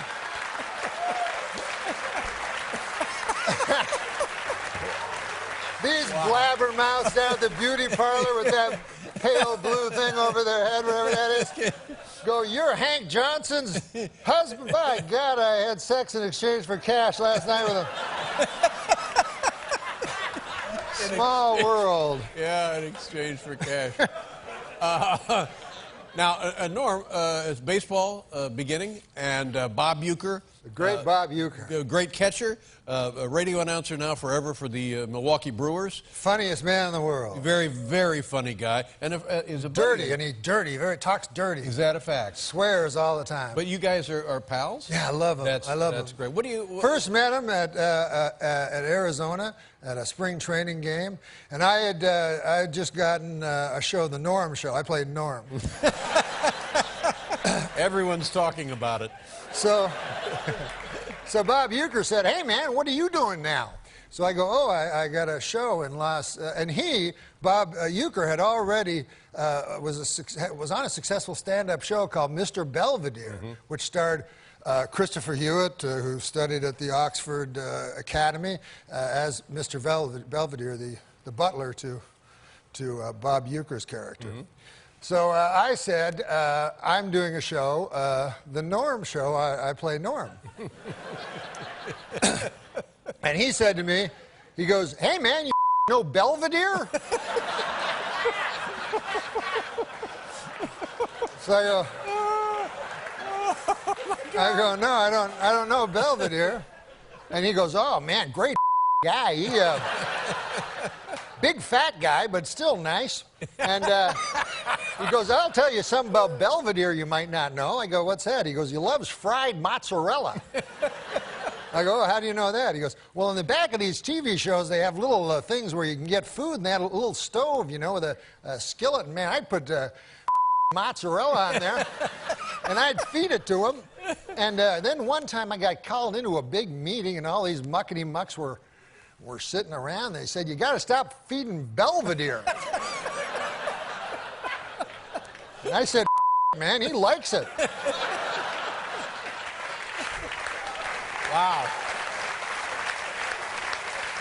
Now, what is the... But I will tell you, one time I was with him, he did not swear. The only time that he did not, compulsively swear. And we were playing golf at Troon in Arizona, and it was kind of a wistful moment. We got to the ninth hole, and he looked out, and there were about 4 guys and 2 women. They looked like real estate people, And he looked out, and he goes, "Oh man," he goes, "the desert is one of the most beautiful places in the world, Norm. Man, you look out there at night, and it's just so kaleidoscopic, man. You can't help but believe in God.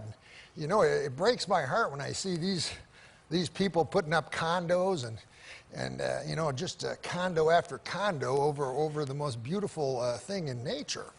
And then he looked at me, and he realized, I think, that he hadn't said something dirty in a while. So he said, "Or maybe it's a..." What?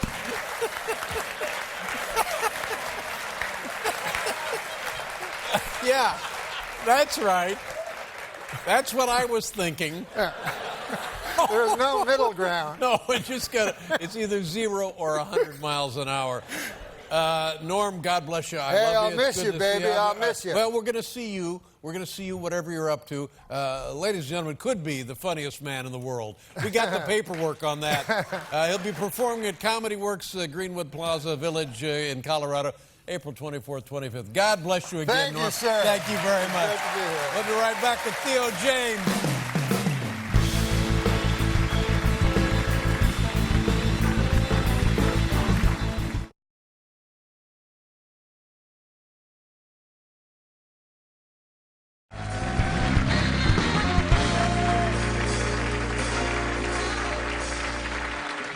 Ladies and gentlemen, this is something exciting. Our next guest made his stand-up debut. I did not remember that. This man began his television stand-up debut with us 25 years ago. Didn't know that. I didn't know that. Very talented actor.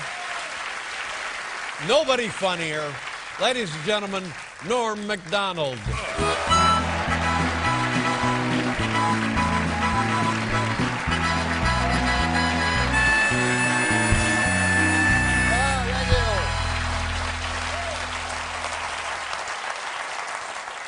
Thanks, guys. Listen, I don't want to brag or anything, but me and Oprah are making the same money tonight.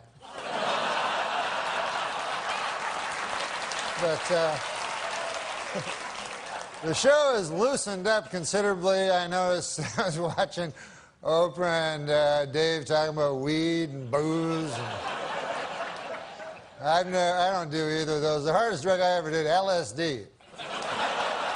And I remember I was a kid, I was like 16, and I remember they warned me, they said, hey, you gotta be careful with that LSD on account of you can get a flashback. 10 years can go by, 20 years, 30 years, and a flashback will happen. So I thought, hey, that seems like a good deal. You know, you tell me I buy a drug for $5, I eat it, I get high, and then 20 years later I get high again?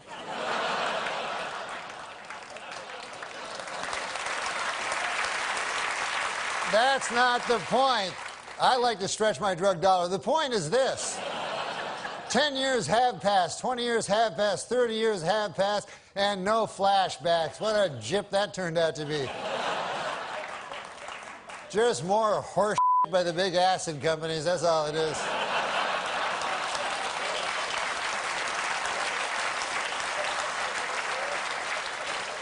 But I can't believe it's been a quarter century since I made my television debut. It was all different back then. You know, it was back then, I remember if you wanted to take a picture, you would use a camera, not a telephone. As a matter of fact, if you used a telephone, people would look at you odd. You know, just stay still like that. What about in the old days when they took pictures of you way back, you know, where they pulled that thing and exploded and stuff? I got a picture of my great-grandfather. The thing took 6 hours taking your picture, and it was a picture of my great-grandfather, one. They only had, every guy had one picture back then. And it's just him like...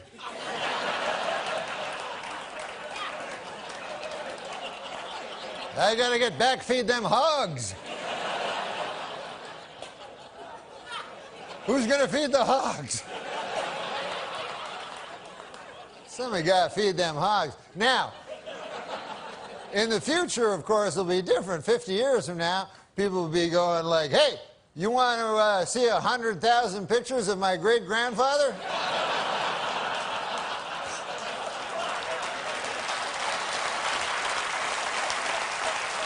I got him right here, plus everything he did every day of his life.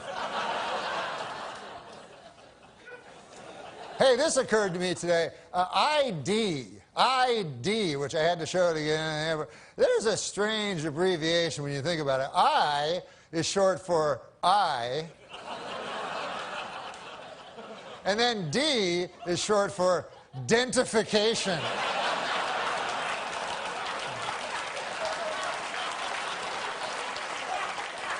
They could have split that one up a little better, you know? But I watch the TV, I watch the news, make you afraid, the news, you know? Put all these stories on, Iraq, Iran, North Korea, you know, try to scare you, you know?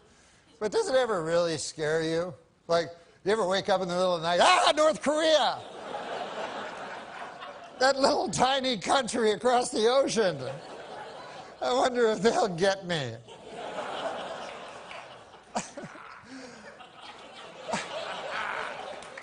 Plus, didn't MASH settle that like 20 years ago? Why'd I have to watch that stupid show?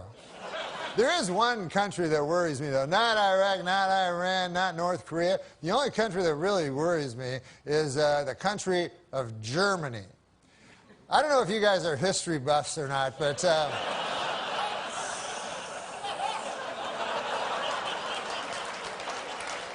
in the early part of the previous century, Germany decided to go to war. And who did they go to war with?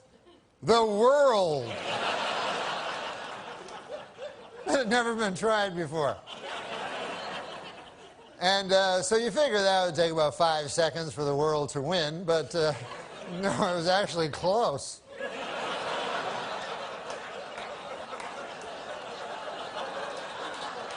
Then about 30 years pass, and Germany decides again to go to war, and again it chooses as its enemy the world. And this time they have that guy, Schrankly, Crankly, that guy, and I'm not even going to dignify him by saying his name, but I think you know what I'm talking.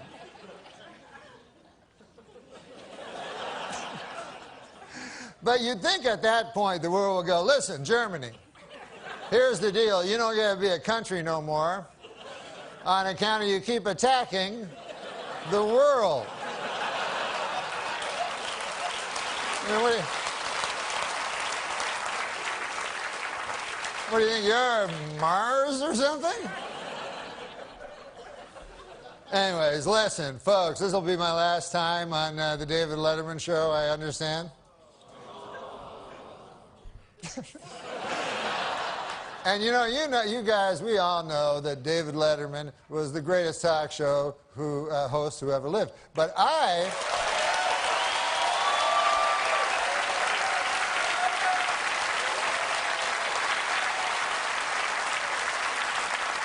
remember Dave differently because the first time I saw him, I was 13 years old. I was living in...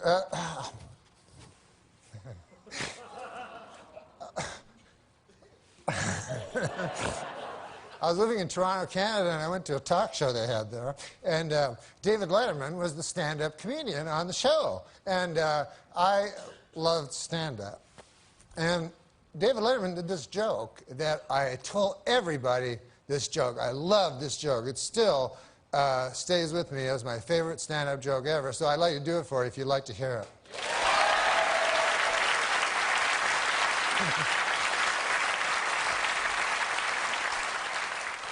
He goes, I was on the street the other day, and I saw a garbage truck, and on the back of the garbage truck, there was a small sign that said, "Please do not follow too closely. Another of life's simple pleasures, ruined by a meddling bureaucracy," ladies and gentlemen.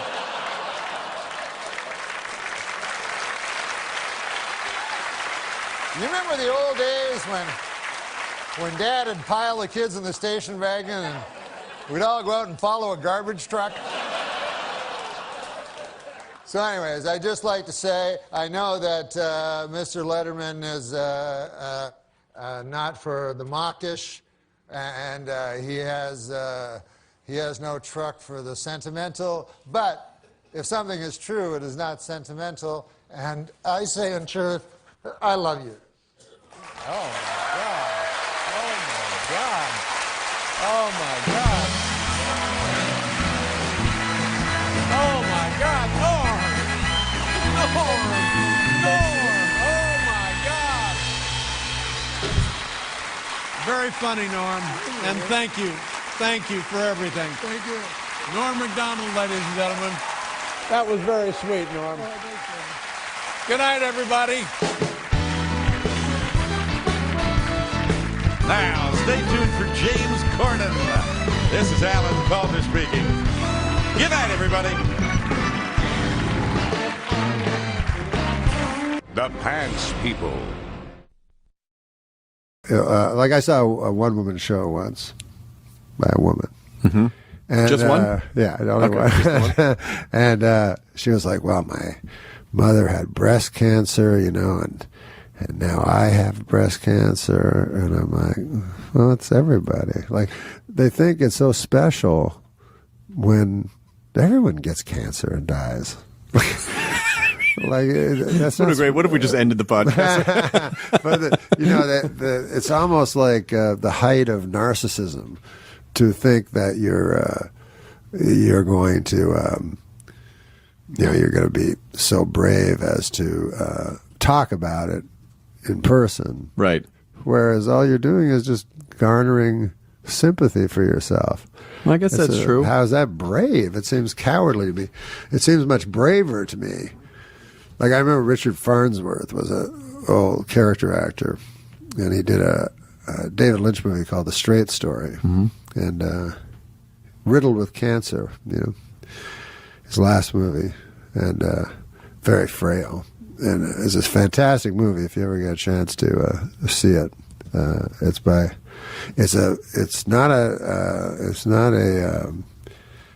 style, because I'm not really that big a fan of what's his name? David Lynch? Yeah. I'm not a fan of it. I don't understand weird stuff. I'm like, huh? What? Like, but this one is a straight ahead story. You know, you think. I call it like a hard G. It's G rated. Okay. It's hard G. I call it hard G. Because the second time I watched it, I'm like, whoa, I understand it all of a sudden. Well, you got to see this movie. Okay. And if you watch it closely, there's like hellish things going on underneath the surface of what looks like a quaint story. It's based on a guy who, in actual real life, drove his riding lawnmower across the state to visit his brother who was dying. So anyways, the point of it is that Richard Farnsworth was nominated for an Academy Award for the movie. And if he had said he was filled with cancer, he would have won for sure. Sure. But instead, he didn't say it. And in fact, no one knew it. His family didn't know it. He kept it from everyone. And then he was a stuntman before he was an actor. He did what they call a stuntman's death, which is you put a shotgun in your mouth and with your toe, you pull the trigger and blow your head off. Oh my God. And so that to me is courageous. Like, you're not being a burden to your family. You know, they know nothing about it. And then you're gone. And then that's it. Yeah. And then toe in the shotgun. Yeah. And you know, they write him, he wrote a nice letter to everybody, you know, in the family, and said that, you know, he didn't want to, the reason he did it is he didn't want to cause people distress. So I thought, wow, how incredible. Like, how many to just people go through it could do alone. that? Yeah. So you don't think to go through it alone. You don't think you would write confessional, like, you didn't talk about any of the gambling stuff in your stand-up, did you? Like, was that stand-up? No, never. I never talked about me, really. You know, I talked about universal me. You know what I mean? Right. That I was afraid of death, or that, you know, that kind of thing, which is this was something that everybody is afraid of, you know, and so things like that. That it was me, but it was everybody. Sure. I wasn't pretending that it was a specific ailment that I had. And if I had a specific ailment, and possibly I do, you don't know. I don't know. But I would not talk about it. I would not. I hope that I would not discuss it, and just try to benefit monetarily from that. Going out again, am I out of my mind? Going out with friends, gonna have a good time. I know this grimness. I've never asked you this before, and we've been good friends for many years. Okay, I made that up, but... No. We haven't? No, we're friends. We're good friends, but I don't know what your... McDonald, is that Irish? Is that Scottish? What's your ethnic background? My ethnic background is Polish. Are you really Polish? Wow. Polish people, I didn't realize that. Yeah. McDonald, you don't... Well, my parents changed their names. They had to, because of the constant ribbing they'd get for being Polish, you know. And so they changed their name to McDonald. But, you know, it's one of the things that you can, you know, I mean, I get a little upset about it, you know. Because, you know, all the Polish jokes and stuff. stuff. You can't make jokes about other people, but for some reason you make jokes about Polish people, you know? Right. I don't like it. Right. You shouldn't. That sounds bad, yeah. I mean, I had an experience, you know. I go in and I order a Polish sausage, you know, from this guy, you know. And so the guy says to me, you must be Polish. And I said, come on, man. I mean, come on. Think about it, what you're saying. You know, I'm trying to knock some sense into this fellow's head, maybe give him a wider world view, you know? Sure, yeah. I said, you think because I order a Polish sausage, I'm Polish. I said, what if somebody came in here and ordered French toast? Would you think he was French, you know? Right. I mean, what if somebody came in here and ordered a Belgian waffle? Would you consider that guy a Belgian, you know? I mean, if a guy came in and ordered a German bratwurst, would you consider that fellow to be a a German fella? Right, I said, what if a guy came in and ordered German potato salad? I suppose you'd think he was German too. Yeah? Yeah, yeah. You know, what if a guy, I said, what if a guy... Wow, you talked to this guy for a while. I'm telling you, man. With racists, you have to get through You have to them. really get it into their head. Right. I said, if a guy came in and he ordered a Cuban hamburger, are you going to assume he's a Cuban? Right.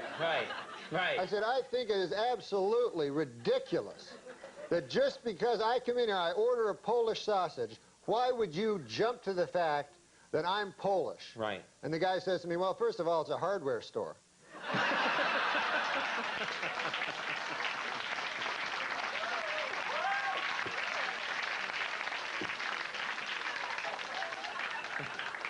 And you hate Polish jokes, don't you? You just hate them. No, I think they're disgusting. Last week on Larry King Live, Marlon Brando made the shocking statement that Hollywood is, quote, run by Jews. In response, outraged Jewish organizations made it snow in New York in April.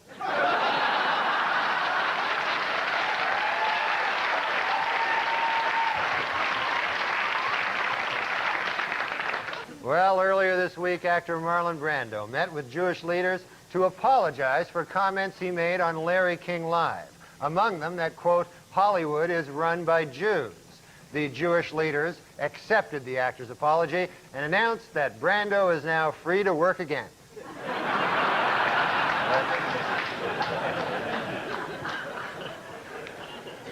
While in England, where he spoke at Oxford University, Simpson had defended actor Marlon Brando's criticism of Hollywood Jews. Later, from his island hideaway, Brando sent O.J. a telegram which read, "You're not helping."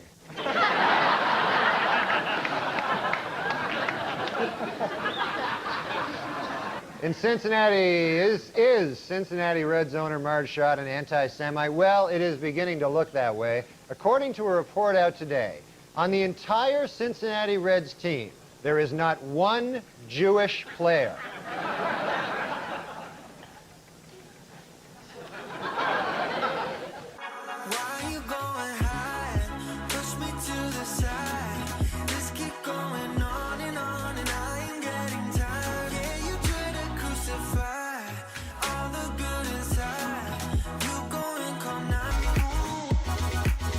A group of Orthodox rabbis declared that other branches of Judaism are, quote, not Judaism at all, thus challenging the religious status of millions of American Jews. This week, that statement was rejected by Reform leader Rabbi Don Schonstein, who said, quote, our legitimacy as Jews flows from the richness of our Jewish lives, the strength of our Jewish communities, and most important of all, our deep and abiding belief in Jesus Christ.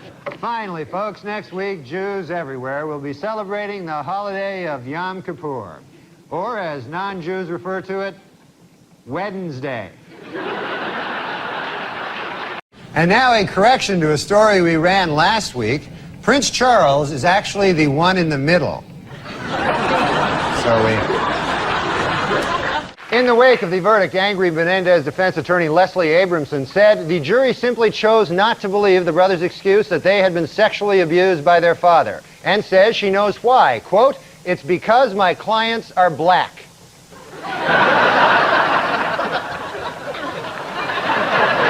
And the Pope came out with a book this week, which contains a series of essays examining faith and morality in today's secular world and the changing role of the Catholic Church as it approaches the 21st century. The book is entitled, God Himself Told Me That O.J. is Guilty.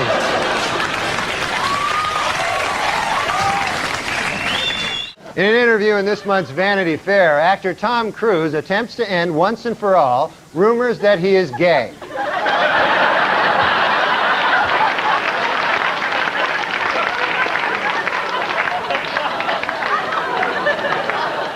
In an interview this week, Bob Dole said he is strong enough to handle the pain of losing the presidential election, although he did admit that the shock of winning would give him a giant heart attack.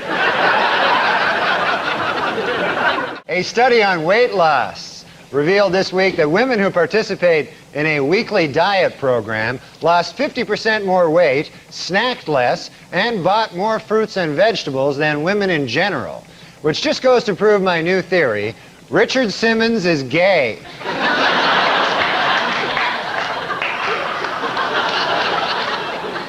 According to an obscure 14th century law, British Army Captain James Hewitt could be hanged for having an affair with Princess Diana. The punishment for having sex with Princess Diana is death. The punishment for having sex with Princess Anne is having sex with Princess Anne. Demi Moore is wrapped filming on G.I. Jane, in which she plays a Navy SEAL combat officer. Moore says that in contrast to other Hollywood portrayals of women in the military, her character will have giant breasts. And finally, John Wayne Bobbitt is going to be an adult film star. He has been signed to play himself in the John Wayne Bobbitt story. The part of his severed penis will be portrayed by Pauly Shore.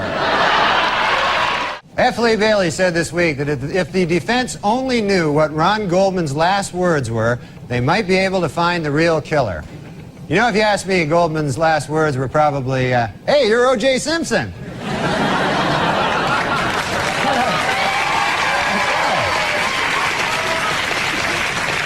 Last week on Larry King Live, Marlon Brando made the shocking statement that Hollywood is, quote, run by Jews. In response, outraged Jewish organizations made it snow in New York in April.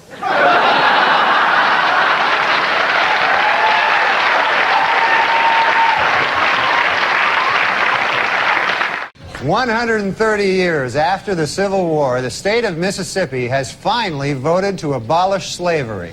Representatives say they would have liked to have done it sooner, but they were delayed due to some awfully big cotton crops. They had some kind of big cotton thing. All right. 4 Pittsburgh children were found in a house strewn with garbage and human waste after they'd been abandoned by their parents for 2 weeks. The couple was charged with child endangerment, but to their credit, they did bring the children a present. A T-shirt that reads, "My parents left me for 2 weeks in a house full of human waste, and all I got was this lousy T-shirt."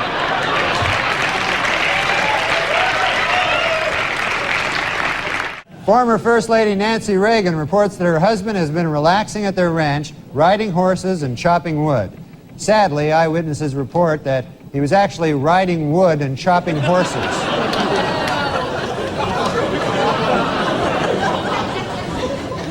Finally, folks, next week, Jews everywhere will be celebrating the holiday of Yom Kippur, or as non-Jews refer to it, Wednesday. This week, President Clinton played golf with ex-presidents Gerald Ford and George Bush. Bush hit an old lady in the face with a golf ball, giving her a broken nose and 10 stitches. But don't be impressed, it took him 5 strokes to do it, so... And finally, in honor of the 50th anniversary of their first publication, Random House will be releasing special commemorative issues of many Dr. Seuss classics. The first to hit the bookshelves will be Green Eggs and Ham and O.J. is Guilty. This week, a court banned gays from marching in Boston's St. Patrick's Day parade, but they will still allow them to be beaten up by drunken Irish guys.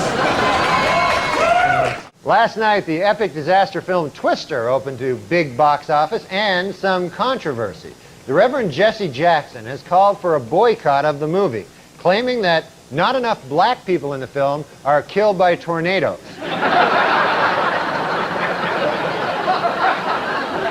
Finally, in entertainment news, there are rumors that actor Don Johnson is dating 71-year-old San Francisco socialite Denise Hale. An observer who spotted the couple necking in a restaurant will have trouble getting an erection for the rest of his life. Washington Power twosome Mary Madeline and James Carville are expecting their first baby in July. No one knows if the baby will be a Democrat or a Republican, but doctors are sure of one thing: it will be weird looking.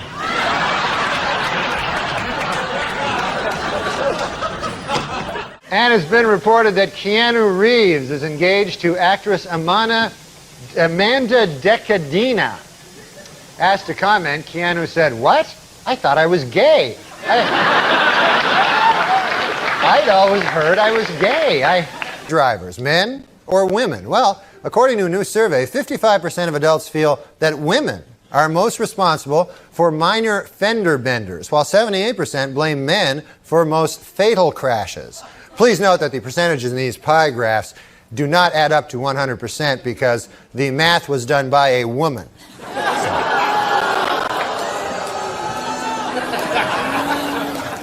For those of you hissing at that joke, it should be noted that that joke was written by a woman. So now you don't know what the hell to do, do you? No, I'm just kidding. We don't hire women.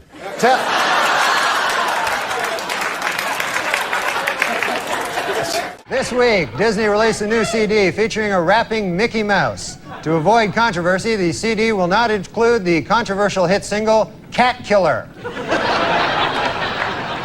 Beginning in March, DC Comics will change Superman's traditional red and blue costume to a new form-fitting bodysuit. The problem with the old costume? Not gay enough.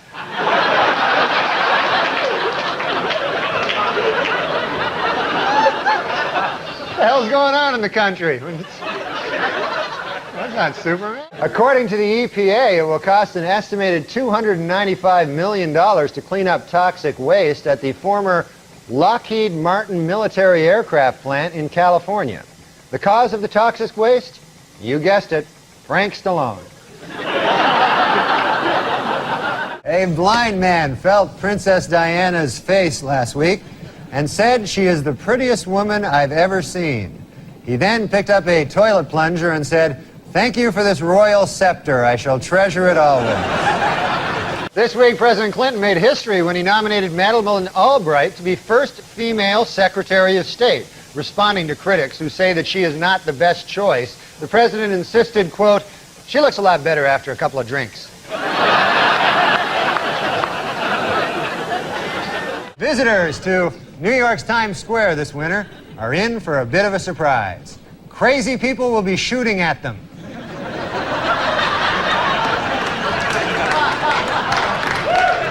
O.J. Simpson's new fitness video was released this week, and hitting the shelves next week, Simpson's newest video, Dorf on Stalking.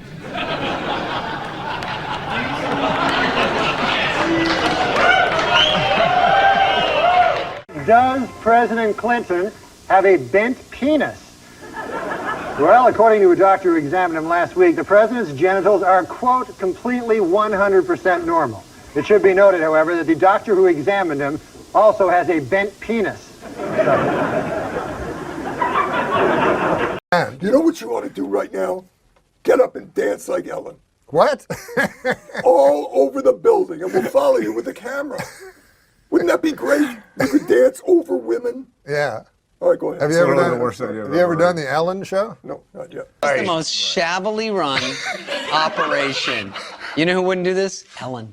Oh. Would not do it to me. Take it back. Oh, Ellen. David often gets confused with Ellen. No, that's a true fact. I'm not making it up. Oh. This was before the goatee, before the mustache, and thank God Ellen shaved that off. But our top story tonight. This week, after months of speculation, sitcom star Ellen DeGeneres finally admitted that, yes, she is gay. Inspired by her courage, today, diet guru Richard Simmons admitted that he is really, really, really, really gay.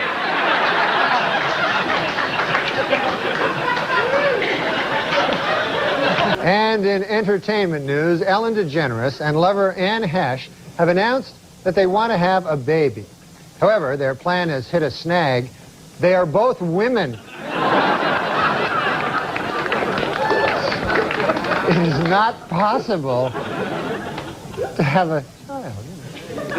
On Tom Snyder this week, actor Tony Danza said he thought the recent open display of affection by lesbian couple Ellen DeGeneres and Anne Hesh in front of President Clinton was extremely disrespectful. On hearing the comment, President Clinton responded, "Someone should tell Tony Danza to shut the hell up."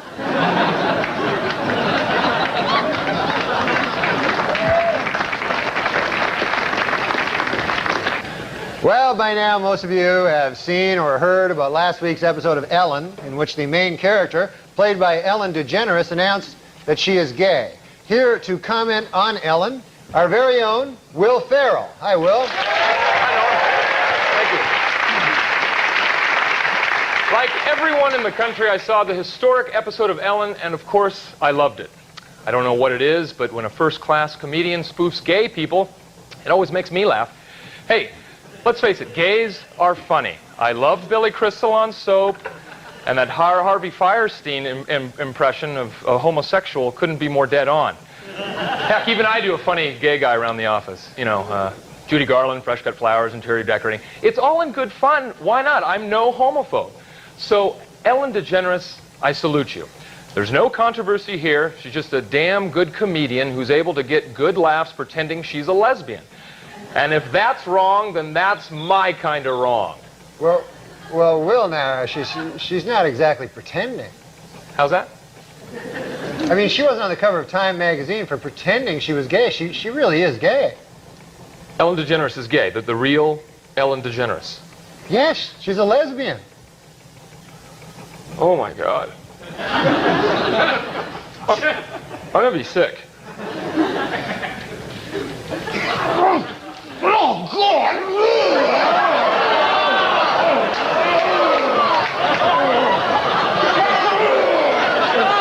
Why did you put that dirty, sickening image in my mind? Oh no, here it comes again.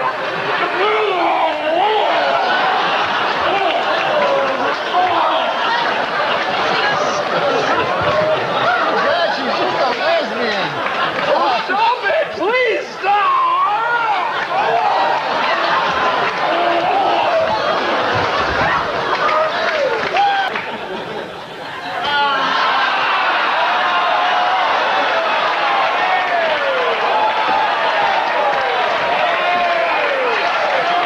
It's quite good.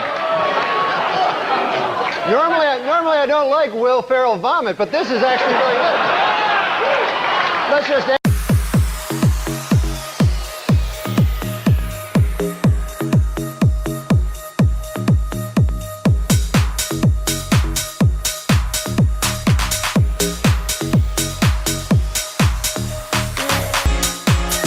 And then there's gay ladies too, lesbians, you know, that I think like for mainstream America, they're easier to accept, you know, because, you know, there's no like anal tearing and stuff. So basically, I don't know what they do. I guess they just like lick each other or something. I don't know. They can't fuck because they got no cock. So I don't know how they can't have sex, right? All they can do is go buy a cock. They go to like stores. You know what, man? I hate that real cock, but I love that big fake plastic cock. It's too complicated for me to understand. I'm saying like things that are completely ill-informed. But I'm just trying to figure it out. Oh, God bless, though. God bless everyone.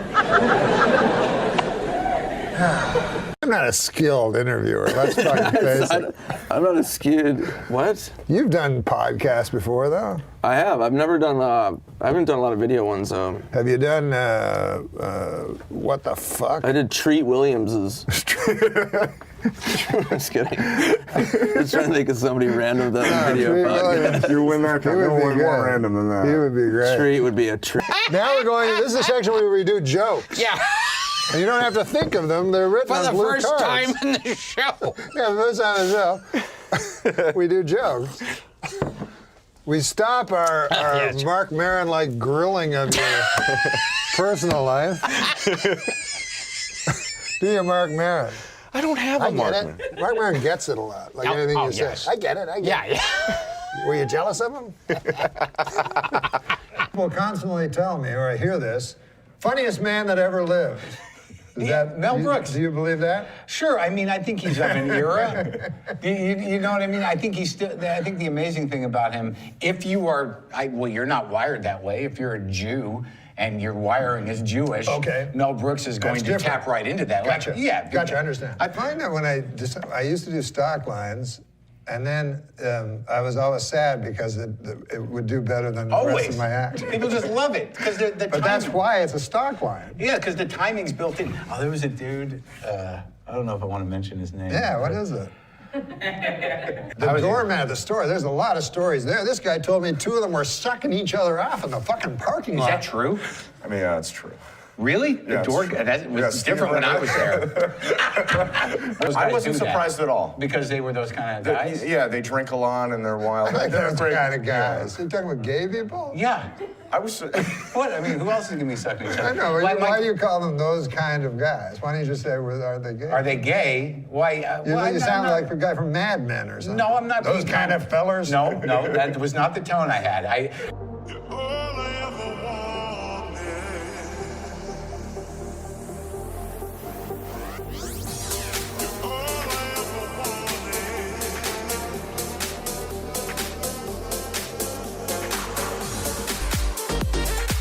You understand after a while, and even with politicians, like they're still human beings. And, yeah, barely, but yeah, they're the worst kind of fucking people in the world. That's true. All of them.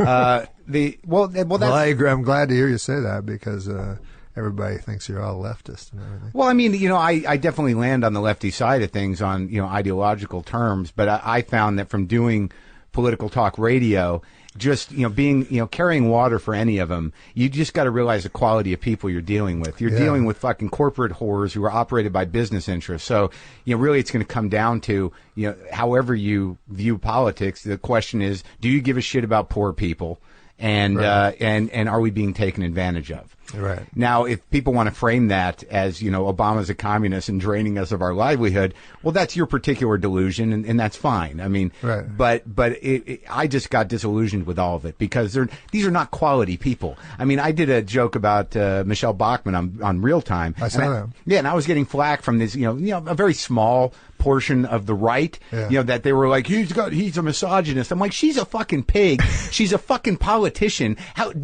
you name me 2 politicians that command any respect whatsoever? Why do we respect these people? These people are car salesmen. They're idiots. They're more disingenuous than anybody as performers, and they basically figured out a way to bait and placate morons into voting against their self-interest. That's an amazing skill, but is it respectable? I don't know. Do you respect a guy that sells you horse shit in the guise of a health supplement? I agree with you. I mean, I think politicians are terrible. I mean, people attack evangelists, but at least evangelists offer something. Right. Well, they after the immediate relief of someone's pain and aggravation with another line of bullshit. But nonetheless, I mean, they're pretty evil too. Well, I mean, with politics, it's like. Yeah, I don't like to get into it that much anymore. Yeah, let's not get into this shit, man. Okay, buddy. Because it's getting. I can see people not laughing now. No, I mean, but laughter. But I know that you've gotten into a little bit of flack around it. But you're flack around what? Around politics. What do you mean? Well, just that you've said things that people have reacted to, but you're not like a political comic. I'm not political. I've only said things on purpose to provoke people. Right. Once in a while. You like doing that though. Once in a while. Yeah. But I've never. But I've never. Because I don't know enough. And because I don't respect political humor when it's nothing but gossip. Yeah, and mostly comics and people like us, people who are obviously First Amendment warriors to a certain degree. We like living the way we want to live. So it's really just going to come down to money. It's like, how do I keep my money? I mean, that's the biggest political question that most righties ask themselves. It's like, I'd like to keep as much of my money as possible. And if that's a minority opinion, how do we get this majority of poor people to get me to keep my money and believe that they're doing the right thing? Yeah, it's a tough fucking thing because apparently I read this, if all the money in the world was equally divided among everybody would be dead fucking poor. Yeah. There's these moments where I don't talk about as much as I used to, but then there's moments where you're like, there's a moment that I was on a fucking radio show the other day. And this was an interesting thing because it's about professionalism. I don't do political talk radio. I've got my political views and they're fairly general. I'm not trying to support any politician, but I have the way I think about things. But there are politicians that represent the opposite of what I think. So I'm on this talk show with a guy. It's a Fox affiliate, but I'm there to plug my comedy and talk about my podcast and be funny with this dude who's a talk show host. He's a radio professional. He runs an entertainment show for the most part, but he's been dying to talk to Rand Paul about the bridge situation because I'm in Louisville, Kentucky. He's the fucking senator. Right. They got bridges falling down, and he's been trying to get this guy on the show. And the guy he calls in when I'm there. So like now I've got, like, if I was doing political talk radio, I mean, it would have been like, what the fuck are you thinking? You and your libertarian bullshit, and how are we going to pay for this? Like, I would have jumped in and done that. But there was this moment where it's like, I just done a segment with this radio professional. He was like, God, it's great to talk to a guy who knows how to be on radio. We're having a good time. Hold on, the senator's on the phone. I got to sit there and go, oh, do I do this? Would it be worth it to sabotage this for some lefty, credibility? And then I realized, like, dude, he's a radio guy, you're a comedian, you're having a good conversation, he's trying to talk to this guy about a local problem, just shut the fuck up and let him do his job, and then when you come back, get back to what you were talking about. And I chose to do that, but I did walk out saying, like, you pussy, you had such an opportunity there. I was on Politically Incorrect a couple of times, and fuck, man, you have to have an opinion about every goddamn thing on that show. So, or you can just do a little homework and write some jokes. But sometimes I remember at the break, like Scott Carter go, enough with the jokes. But I'll never forget it. Like, I'm very unlearned, and so before the show, Scott came in, who was the producer. Yeah, he's been on the show. So he said, "What do you think about China and Taiwan?"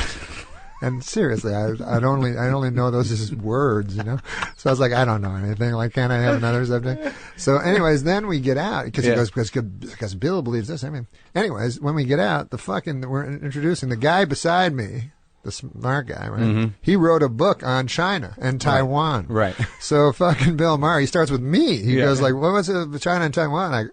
I go, I don't know. Fucking ask this guy. What do I know? I'm a nightclub comic. What?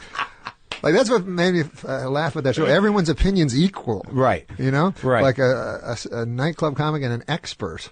And then another thing I always found funny about that show is the comedians try to be very serious, and then the serious guys are trying to get jokes. Yeah. So it's like... it's not always our shining moment. I do like Bill, though. No, Bill's great at what he does. Like, he started out a straight up joke dude, and he knows his shit. And it's pretty amazing. You know what's funny about him? I don't know if I should say this or not, but I mean, he's probably aware of it. When he does his monologue, have you noticed when he does his monologue, he does Johnny Carson? No, no, definitely. He definitely models himself. I think that's been his style for a long time. He definitely takes the posture. But I find it very funny because, he's got the posture and the timing and everything. And he's like, and then she came in his face, but it's like crazy words come out. Hey, Carson would have loved to have done that. Yeah, he probably would have. Norm is perfectly capable of, like, shaving and putting on a little Grecian formula and putting a tie and a suit on and going to New York and doing a really funny, kick-ass 5-minute stand-up comedy set. But then you talk to him about doing podcasts or projects or teaming up or whatever. It's like, Norm can't leave his apartment because if he gets up, he'll kick over a jug of urine.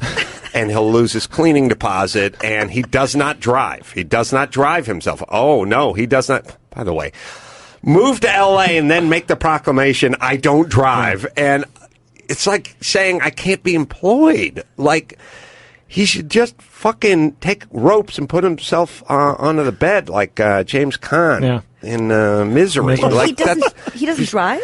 No, he does not drive. Why? He has a helper person, female, whatever. So it's so insane. And then, people tweet me all the time like, hey, get Norm on, man. You guys are dynamite together. Everyone loves you and Norm together. And I'm like, it would be awesome if he was capable of getting inside of a Volvo and propelling himself in my direction. Where does he live? He lives somewhere on the west side, sort of beach city. Oh, he's in L.A.? Yeah, he's in L.A. Okay. All right. He does not drive. Well, that can be fixed. I agree. Are you taking his beautiful Dave Letterman moment and making it about the fact that you can't get him to do anything with you? That's exactly what's happening. Yeah. I just see the guy. I'm seeing it because he is so good when he wants to be good, and he's puts himself together, and it's perfect. And then you see him, and he's got like a gray beard, and he's walking around with Kleenex boxes on for slippers, and it's like, look, just fucking learn, get your driver's license, and come on out. Yeah, join the rest of us. It's in society. So, well, no, I feel like Norm's talent is being wasted in Norm's apartment instead of out with us. Which I believe now. See, I don't know anything about what Norm's doing. You catch him every now and then on a clip. You catch him. Maybe he calls in somewhere, and I've seen him there. He seems to tweet a lot now, though. Yes, he'll tweet. That's what you can do from your living room. He'll watch an entire round of golf, the Masters. He'll tweet every shot. He'll go on long rants. Well, he showed up at the SNL thing. Yeah, I know. I mean, that's the whole thing. He's capable. He cleans himself up. He shaves. He puts on a suit, and he goes out and does a really funny stand-up set. And you wouldn't even need him to clean himself up or a suit. I'm wearing pajamas right now with slippers. I'm wearing fucking practically pajamas myself. I know. I just all I'm saying is he is one of the funniest guys on the planet. Oh, it would so be funny. nice if he could somebody just backhand him and yell, "Get hold of yourself." And then, give him a shot of vermouth or something and go, let's go. We're going down to fucking DMV. Maybe that's We're getting you. a license. I think I told him. That guy sounds hot. It's either that or Gilbert Godfrey. I can't remember. But I told one of them, I will teach you how to drive.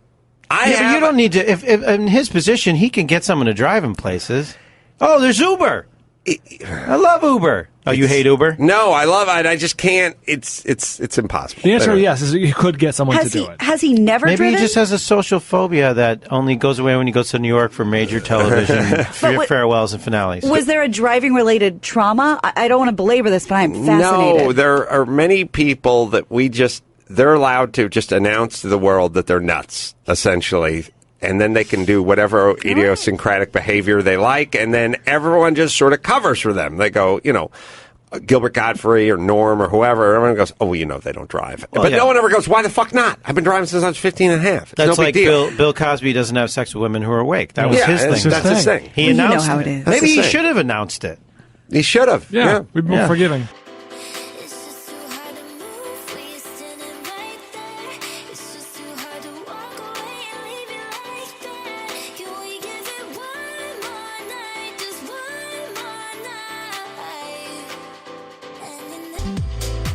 As a matter of fact, I told Annie earlier that she said, well, how did you and Norm meet? I said,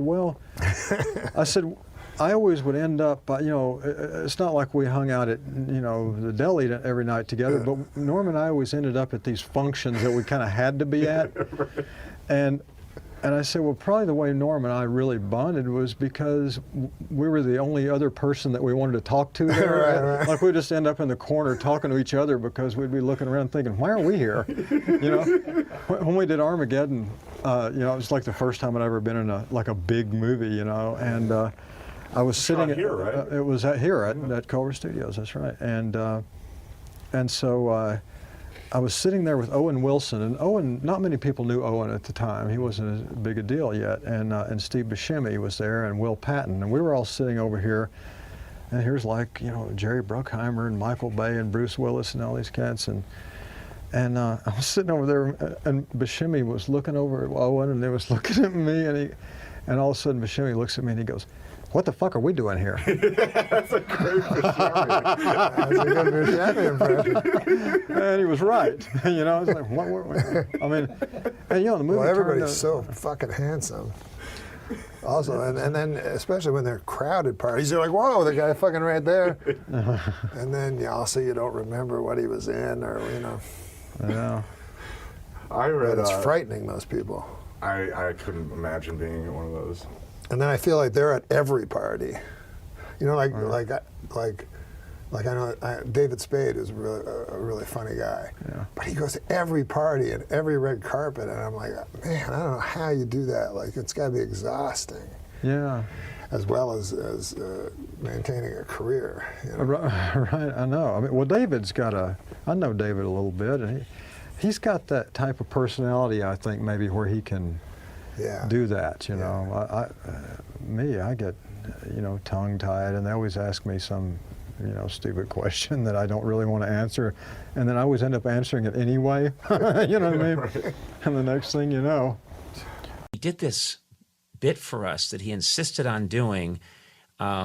Sully Sullenberger? Yes, he did a bit where he came out and he's like, Conan, I've made a movie. And I'm like, oh, really? You've made a movie? And yeah, I funded it myself. And it was about Sully Sullenberger, who landed. Sully Sullenberger biography. Yeah, biography about the pilot who landed the plane.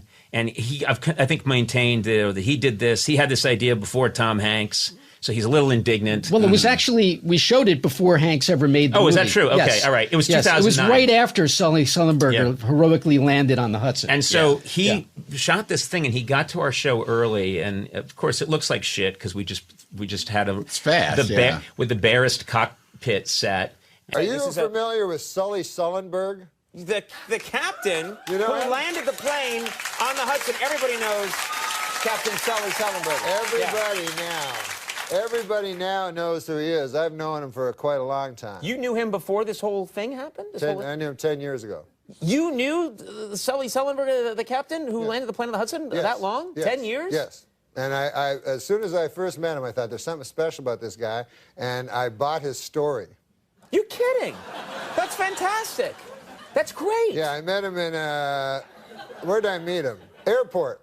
I met him. It was a Sbarro's. That adds up, yeah. And he was getting pizzas. He was getting pepperoni, but anyway, whatever. So To this day, I don't know what that sketch is. Well, it was a dry bit. It was a very dry sketch. It was one of the driest things I've ever seen. So the idea is that Sully Sullenberger heroically landed on the Hudson like around that time. Yeah. He made this movie about Sully Sullenberger, but 6 months it's been in the can. So he was looking for an ending. Yeah. And this guy lands. So basically, no. The joke is the clip. He made a movie about Sully Sullenberger before he heroically landed the plane on the. So So the clip is him landing on the tarmac. That's successfully. He successfully lands the plane and says, "Thanks for flying American Airlines. Yes, have a good day." So I heard you made a movie. This is going to be a huge movie. You have the movie of Captain Sully Sullenberger. Yeah, I could. But save it up for the thing. Now listen, you know why you're standing up here. I'm just kidding you.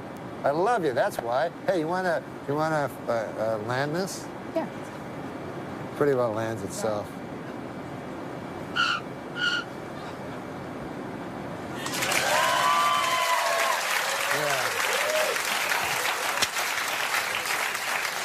But mostly, I know there's not enough time, but mostly we talked about it was a love story. What? A love story with who? Him and his wife, Lori Sungelberger. What was her name? I wrote this bit 25 minutes ago.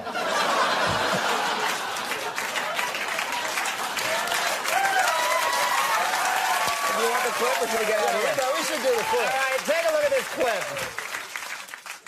Sully, why didn't you give me a seat? Why do I break it here, I guess? A clip, and this must have exciting footage. Well, well. This story, the end of this story is incredible when the engines go out and... The movie's been in the can for 6 months. You made a movie about Captain Sully Sullenberger, and you finished it before he even crashed the plane on the Hudson, landed Yeah, and it's too bad, man, because I was struggling for an ending for a long time. It's called Sully Sullenberger. Sully Sullenberger. You clearly spent 10 years you've known this man? You forgot the at the end of his name? I call him by a nickname, whatever. It's called Sully Sullenberger, Airport Pilot. But anyways, I brought a clip. Oh, let's take a look at the clip. Oh, can I say something? Yeah. I play Sully. You play Sully in the movie? We have to see this now. Unbelievably, this was shot before the incident that made him famous, but let's take a look.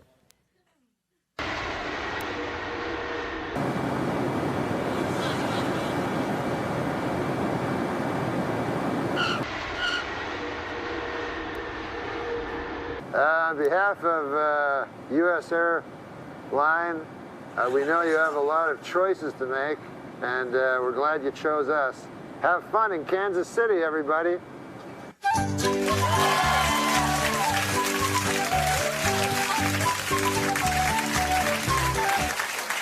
not a good ending. It's a terrible ending. It's the worst possible ending. I keep saying reshoots, and they have no money for reshoots. They're like, I said a long shot of the Hudson. Nothing. No, that's not going to do it. And he insisted on using the woman who did his makeup, Deborah Pullman. He insisted on using her in the bit, even though it's not even clear why he needed her in the bit. His wife played his wife. Yeah, played his wife, and I have to stand here for the whole flight. I told you it's cheaper.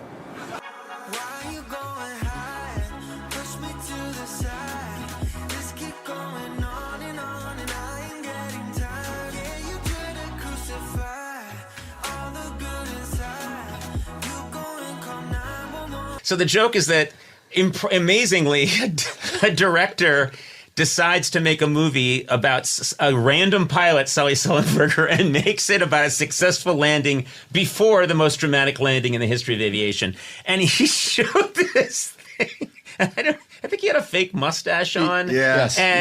But he's barely, and this is another thing I love about him. He didn't care at all about the craft of acting. And I'll watch. Did you ever, what about these comedians that have some goddamn horrible affliction and then come up and talk to you? You ever have that happen to you? On stage or in life? No, off stage. So some multiple sclerosis or muscular dystrophy, something like that. Yeah. And then they roll over to you and makes you feel not easy. Uncomfortable, and it hurts timing. It's a hell of a thing, huh? But when you get a guy close to you like that. Yeah. I don't excel in those type situations. No. And I feel very bad about myself. Sure. Maybe more than any other time. Is when I'm dealing with someone with an affliction, and I'm not sure what I'm supposed. If you're walking down the sidewalk and there's somebody coming the other way in a wheelchair, do you have a look, or do you no, I'm going to act normal. I'm sure he wants me to act normal. What do you do? Well, I look at the guy and I hope to God my face isn't making all kinds of twitches. I like to hedge my bets. I don't want to ignore him, so I'll look at him, but I'll like scowl or something. Really? You know? It's the same joke. Oh, is it? Yeah. Can't do the same joke twice. Yeah, that's a comedy rule right there. Just shattered. Like I saw a one-woman show once by a woman. Mm-hmm. And, just one? Yeah, only one. And she was like, well, my mother had breast cancer, and now I have breast cancer. And I'm like, well, it's everybody. Like, they think it's so special when everyone gets cancer and dies. Like, that's not great. What if we just ended the podcast? But it's almost like the height of narcissism to think that you're going to you're going to be so brave as to talk about it in person, right? Whereas all you're doing is just garnering sympathy for yourself. Well, I guess that's true. How is that brave? It seems cowardly to me. It seems much braver to me. Like, I remember Richard Farnsworth was an old character actor, and he did a David Lynch movie called The Straight Story, and riddled with cancer, his last movie, and very frail. And it's a fantastic movie if you ever get a chance to see it. It's not a style, because I'm not really that big a fan of what's his name? David Lynch? Yeah. I'm not a fan of I don't understand weird stuff. I'm like, huh, what? But this one is a straight ahead story. You think. I call it like a hard G. It's G rated. Okay. It's hard G. I call it hard G. Because the second time I watched it, I'm like, whoa, I understand it all of a sudden. Well, you got to see this movie. Okay. And if you watch it closely, there's like hellish things going on underneath the surface of what looks like a quaint story. It's based on a guy who, in actual real life, drove his riding lawnmower across the state to visit his brother. who was dying. So anyways, the point of it is that Richard Farnsworth was nominated for an Academy Award for the movie. And if he had said he was filled with cancer, he would have won for sure. Sure. But instead, he didn't say it. And in fact, no one knew it. His family didn't know it. He kept it from everyone. And then he was a stuntman before he was an actor.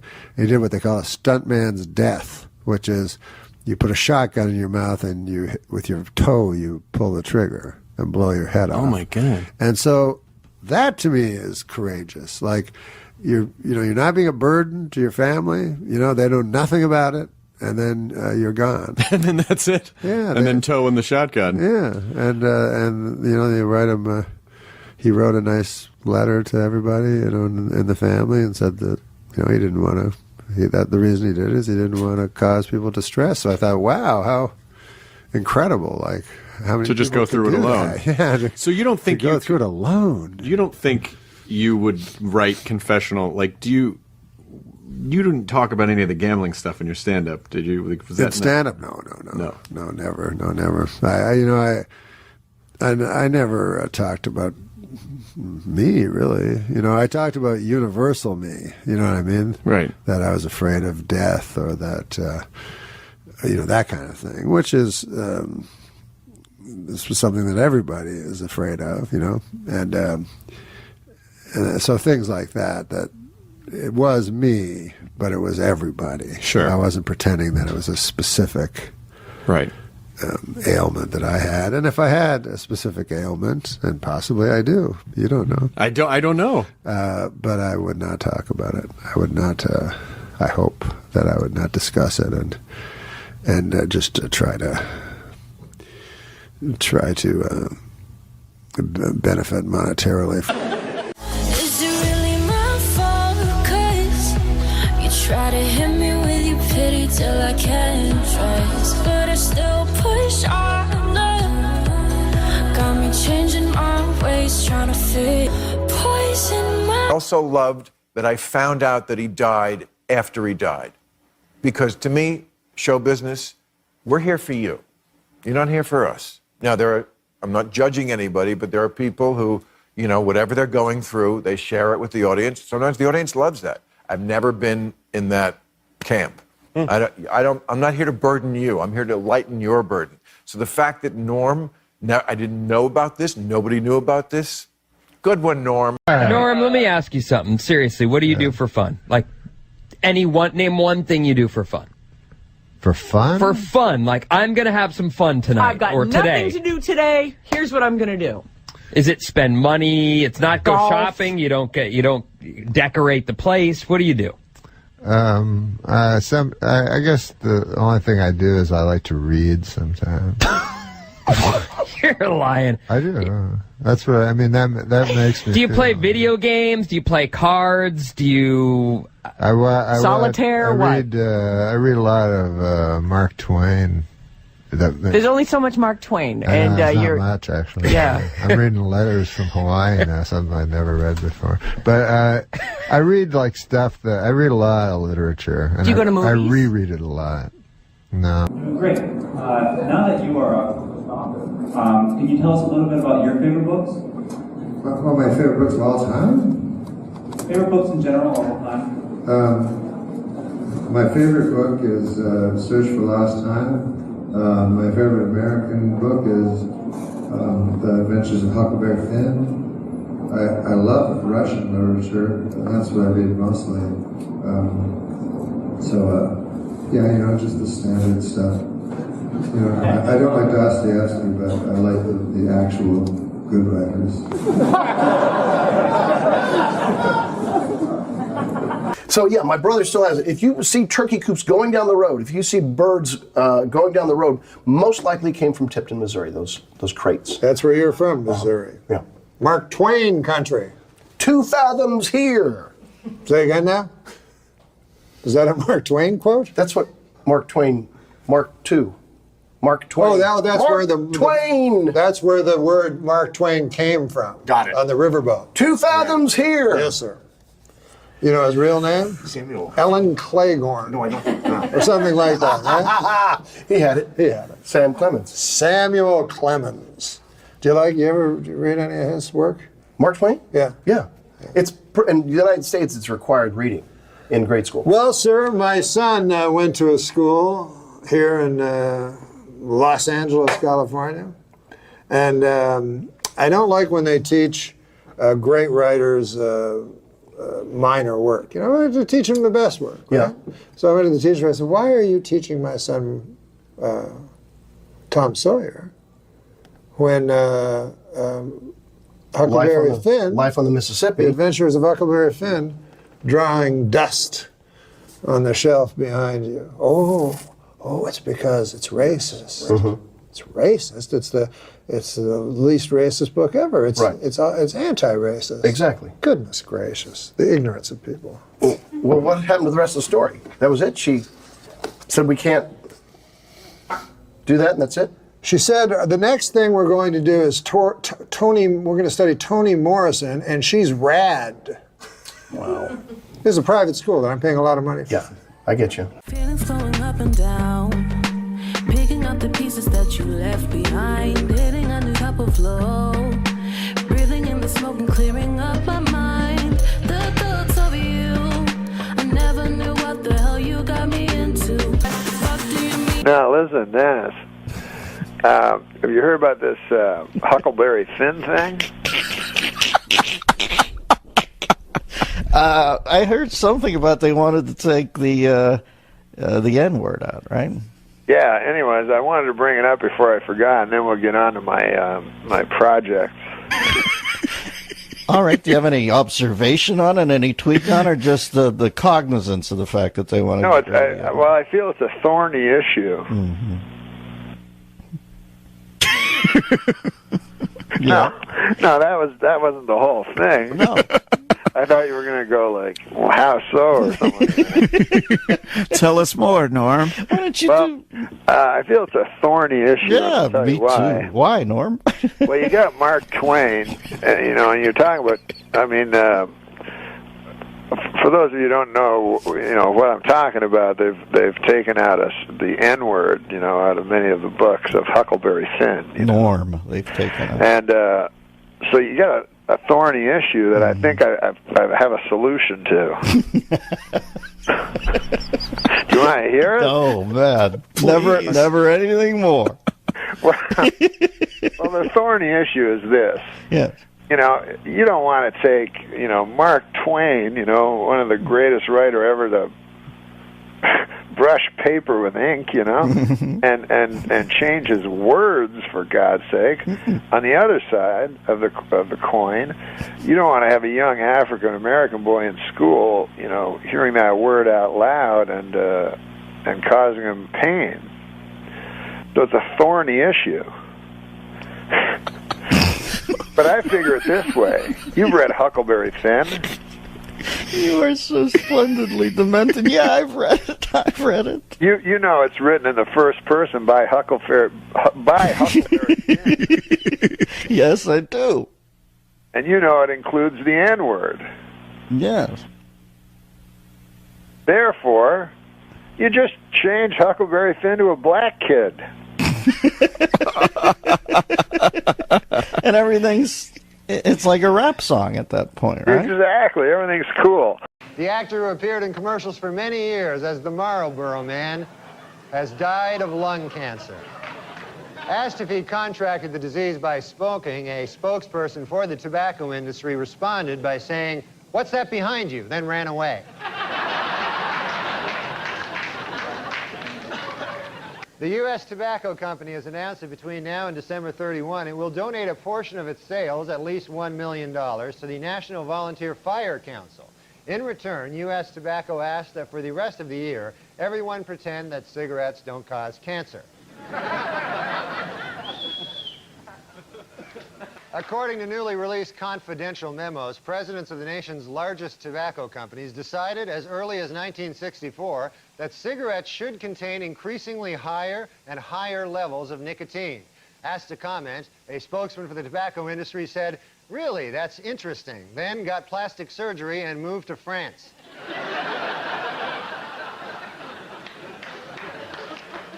A new study funded by tobacco giant Philip Morris claims that the nicotine in cigarettes may actually help prevent Alzheimer's disease. Executives at Philip Morris caution that the study is not conclusive, but just to be safe, everyone on Earth should start smoking.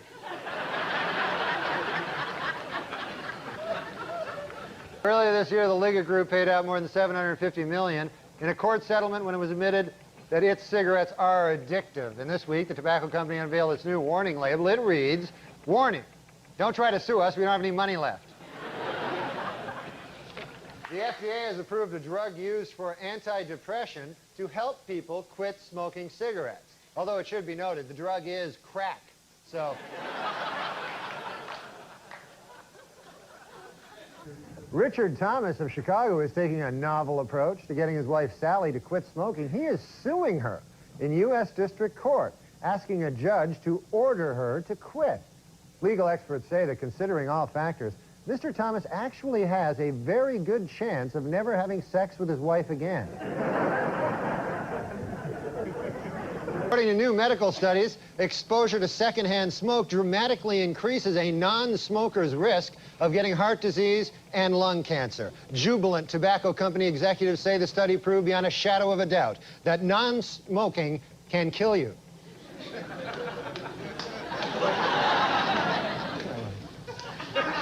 That one wasn't very good, but try to laugh anyway, because it helps Farley have a little rest. The most restrictive smoking ban in the nation took effect this week in New York, and already the city has gained over 9,000 pounds. Well, the Learning Annex in New York is offering a new course to teach women how to smoke cigars. The fee to enroll in the class is $100. The fee to watch the class is $200.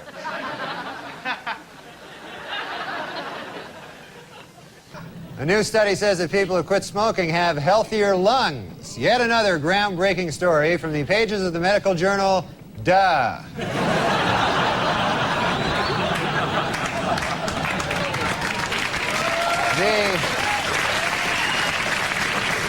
A recent consumer poll showed that Hershey is America's favorite company, while Philip Morris is America's least favorite. In the middle, the company that makes chocolate cigarettes. Right in the middle. Postal authorities removed a cigarette from a photo of blues artist Robert Johnson to help dignify the musician in a new stamp they've issued in his honor. This isn't the first time the post office has altered a photograph. In fact, the original photo used on the Elvis stamp was based on this photo.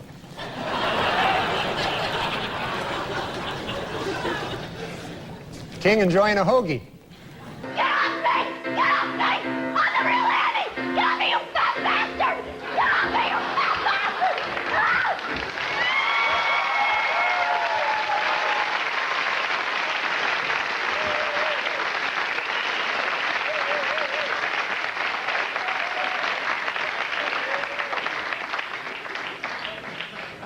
Oh, that was fun, wasn't it?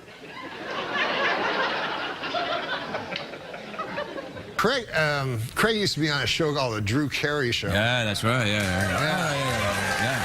And you did the show right next door. You had the Norm MacDonald show right next door. And then I remember you were like, we had trailers, and I'd always be in my trailer. I like to go to my trailer and smoke cigarettes. Yeah, that's right. Yeah. And then you'd be in your trailer, and you'd be writing movies, and then directing movies, and then you'd be writing books. Yeah. It was because I was trying to not smoke.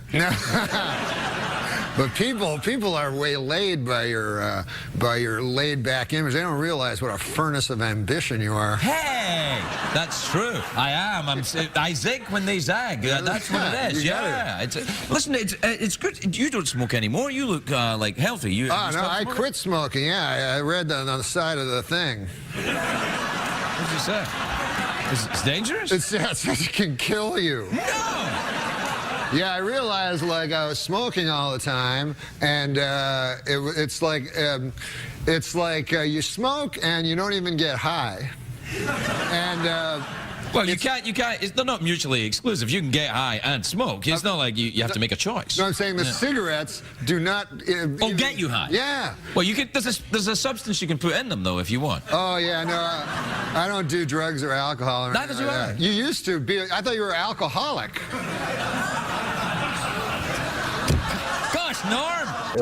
Tom has drank for as long as I've known him. Yeah. Oh, yeah, I drink, yeah. I'm starting to smoke, too. You've started smoking? I'm starting now. I'm just starting. It's harder than you think. Yeah, You should probably start with a patch. Yeah. No, I actually started with the e-cigarettes. Oh, did you really? Yeah, I was smoking those for the last couple of months. I think you actually were. Yeah, and then gradually built up sort of an addiction to the nicotine. So you work backwards. But, yeah. Do you think we stop saying N-rig, which means, or N-rich, or nigger-rich, or nigger-rig, which were terms that some people are going, were they terms?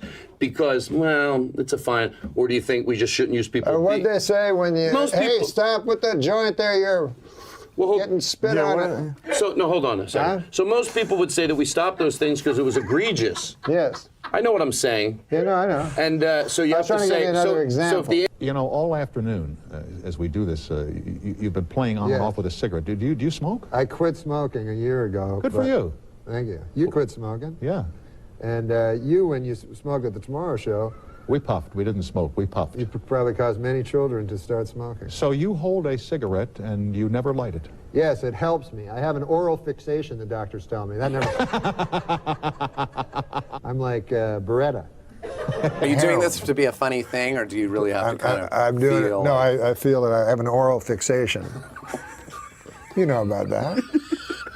I don't have that, by the way. If it's I don't not like this, I go straight. You don't like sucking cock? I don't like sucking cock. I mean, I have done it. Yeah, I wouldn't like it. You know why I wouldn't like it?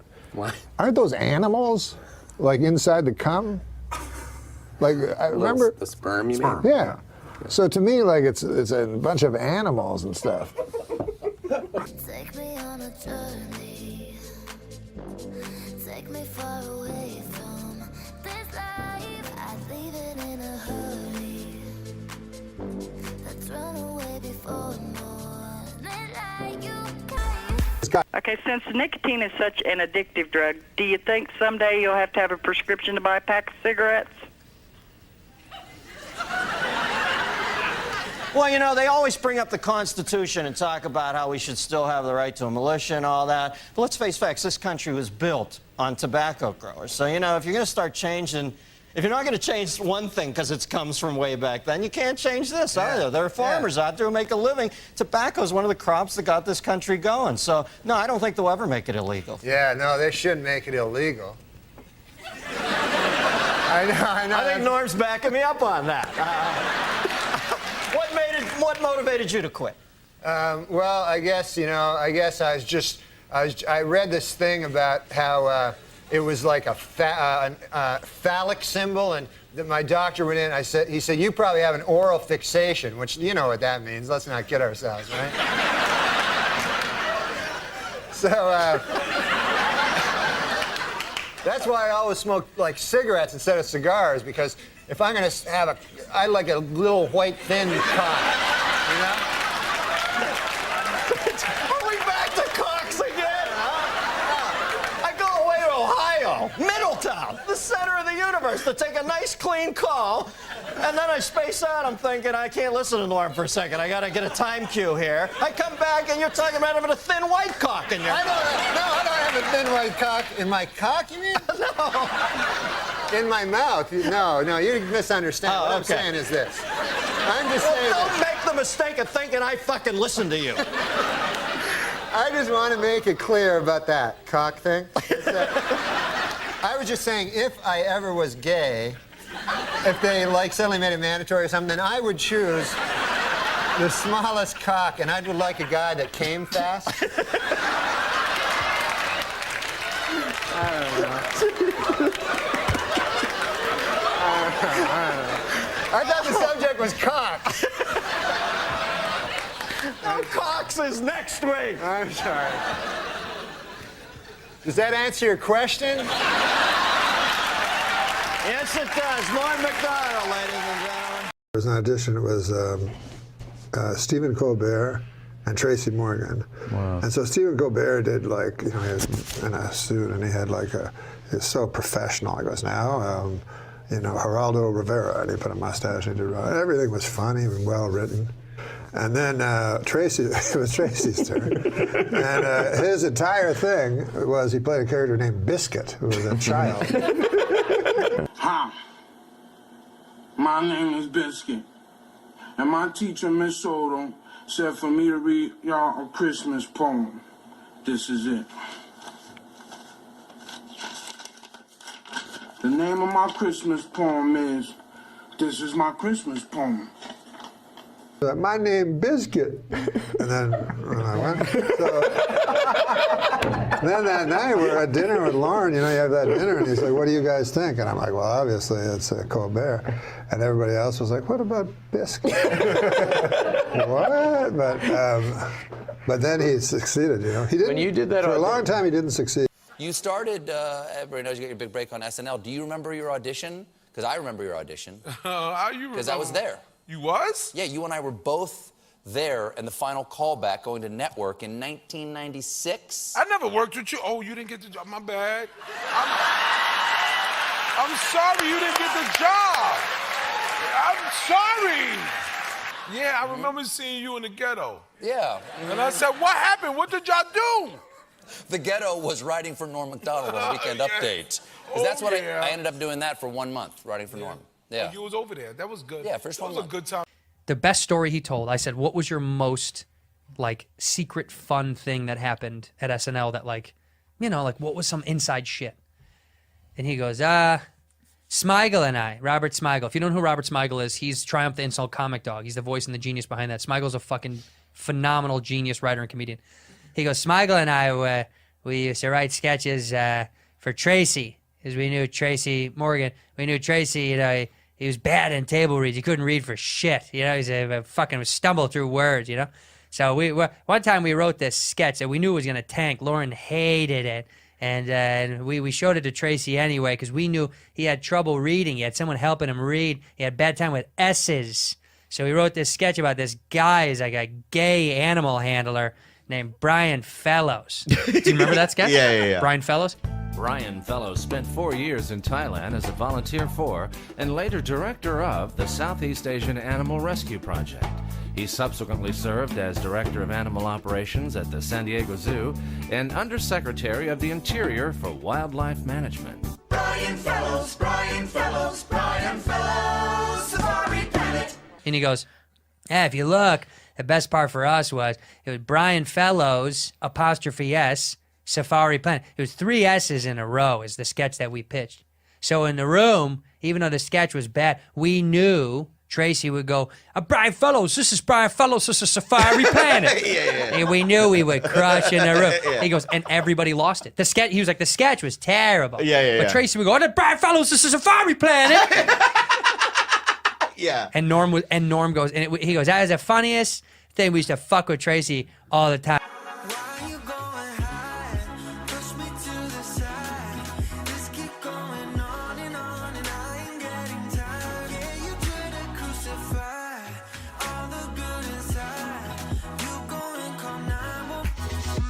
I'm Brian Fellow!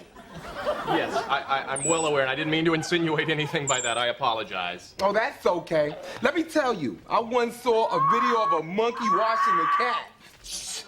That's crazy! Okay. All right, this is nuts. You have clearly overstated your credentials. I'm wasting my time here. I'm Brian Fellow. Good, go. And take that monster with you and tell him to stop smiling at me. It was like... He was kind of like the Bob Dylan of comedy. He was doing lyrics and words and phrases that nobody else in comedy was using. And it wasn't that he told jokes as much as just told stories in a funny way and had a just funny inflection. He said from the beginning in '93 when he did stand-up, he would call the TV the TV. The TV. Who else do you know who says the TV? Oh, I know who you're talking about, Bob Dylan. Right. Because I got to meet Bob Dylan once, and I was backstage with our guitarist Jimmy Vivino at a Bob Dylan show, and suddenly I got literally pushed into a room where there was some heavy-hitting people in there. I did not consider myself, nor do I still, one of those. But I got pushed in, and I got kind of shoved to the front of this line, and there's Bob Dylan.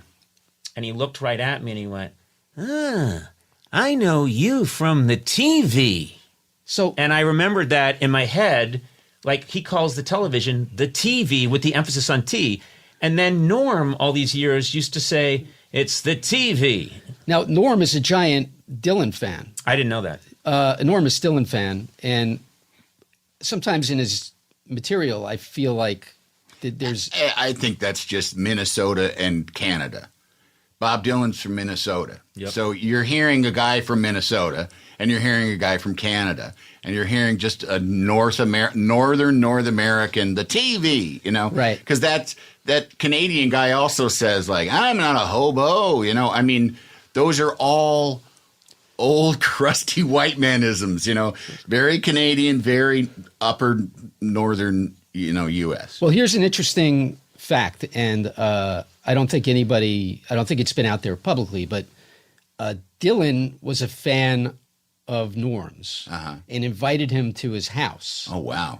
And Norm was at Dylan's Malibu house for like 2 days. Wow. Spent the night. Slept there. Wow. And you want coffee? What do you want to watch on the TV? Who wants I don't waffles? know. What do you want to watch on the TV? Let's both watch the TV. Finally, I found someone who says it right. You want to play volleyball? But he told me about this, and it was an interesting experience. But he never talked about it publicly, which shows you, first of all, what a thrill that must have been for this guy who grew up a Dylan fan. But he talked about almost everything. Ask Bob Uecker. Yeah. He didn't keep much secret, but he never really talked about Dylan, and it just shows you how much he did. Right, he didn't trade off of it. Yeah. Any other comedian could have turned that into like a whole special, but yeah, you dirty dog. He called people you dirty dog, yeah. Like what? What is that? Who talks that way?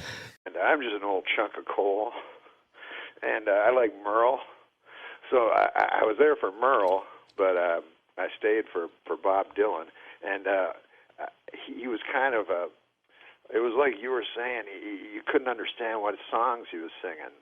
And but anyways, halfway through the concert, all of a sudden, because he doesn't talk to the audience or something, all of a sudden he started talking to the audience, and he said, Ringo, Ringo, Ringo, Ringo, Ringo, about 45 times.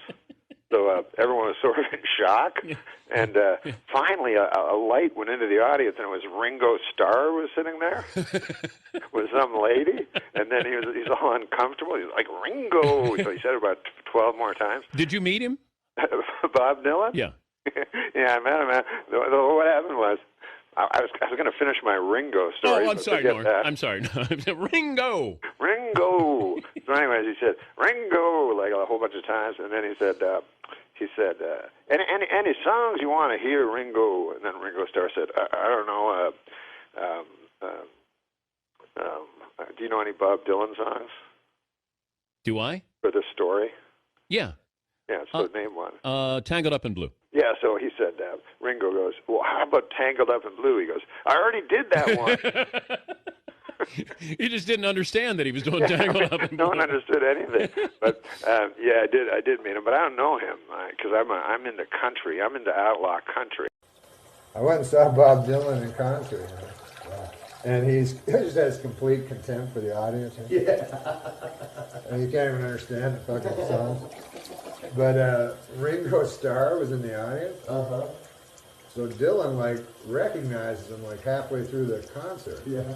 He just stops the song and he goes, Ringo! Ringo! He just keeps saying Ringo. He said it about 9 times, right? So finally, a spotlight goes on Ringo Starr. Yeah. And he's all embarrassed and everything. He's like, Ringo, what's up? He's not even on stage, He's just talking to Ringo Starr. So, but everybody thinks it's pretty cool. Yeah. So, anyways, finally, Dylan snaps at him. He goes, I got to go back and do this thing. He called it a thing. He's like, I gotta go back and do this thing. He goes, any song you want to hear? And then, like, Ringo Starr goes, Maggie's Farm. And then he goes, we already did that one. And everyone was fucking laugh because you literally can't recognize his songs. Right. But I understand what he's doing because it's like, let's say you told a story to someone, and then the guy said, hey, tell it to this other guy. Then you're going to change the story because you're not going to say the exact same words. You feel like a jackass. So that's what Dylan seems to do in his art. Yeah. He goes, yeah, I'll do the song, but I'll change it all around, mess it up. See what it sounds like. I was just thinking, you know how Bob Dylan plays the guitar, right? You're a musical guy. A little bit, yeah. He plays the guitar, you know. And then he plays the harmonica. The harmonica's around his neck, so he'll play the guitar, and then he'll go into the harmonica. Man's considered a genius, I think, by everyone. Yeah. In and out of music. Right? Absolutely. I mean, he's beyond music in the same way that Ali a poet. is beyond, A poet. Yeah, he's a poet. Yeah. He's our poet. Like Muhammad Ali, who was also like a poet. Ali, yeah. So anyways, but the thing is, he plays, what I'm saying is he plays the guitar and then he plays the harmonica, and that's a very talented man, you know, you think. But then, if the guy puts like cymbals between his feet, if he's a one-man band, then they're like, look at that retard. He's way more talented. That guy's way more fucking talented. He does like 8 at the same time. Dun, dun, dun. Where did that come from just now? I mean, I don't know. We were talking about doing 2 things at once. Right.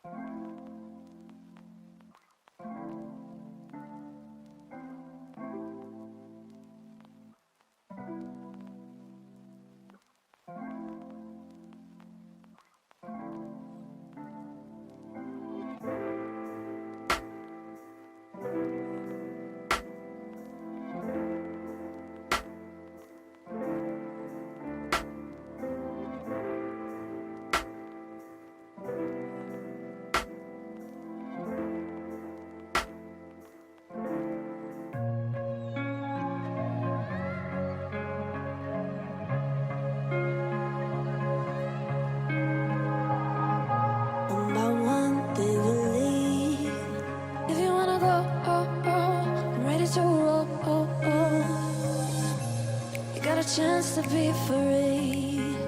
If you wanna keep your glow, even if you have to go, like a blossom living free. If you chop it off, you'll keep it for a while, then it dries away. The shades will fade.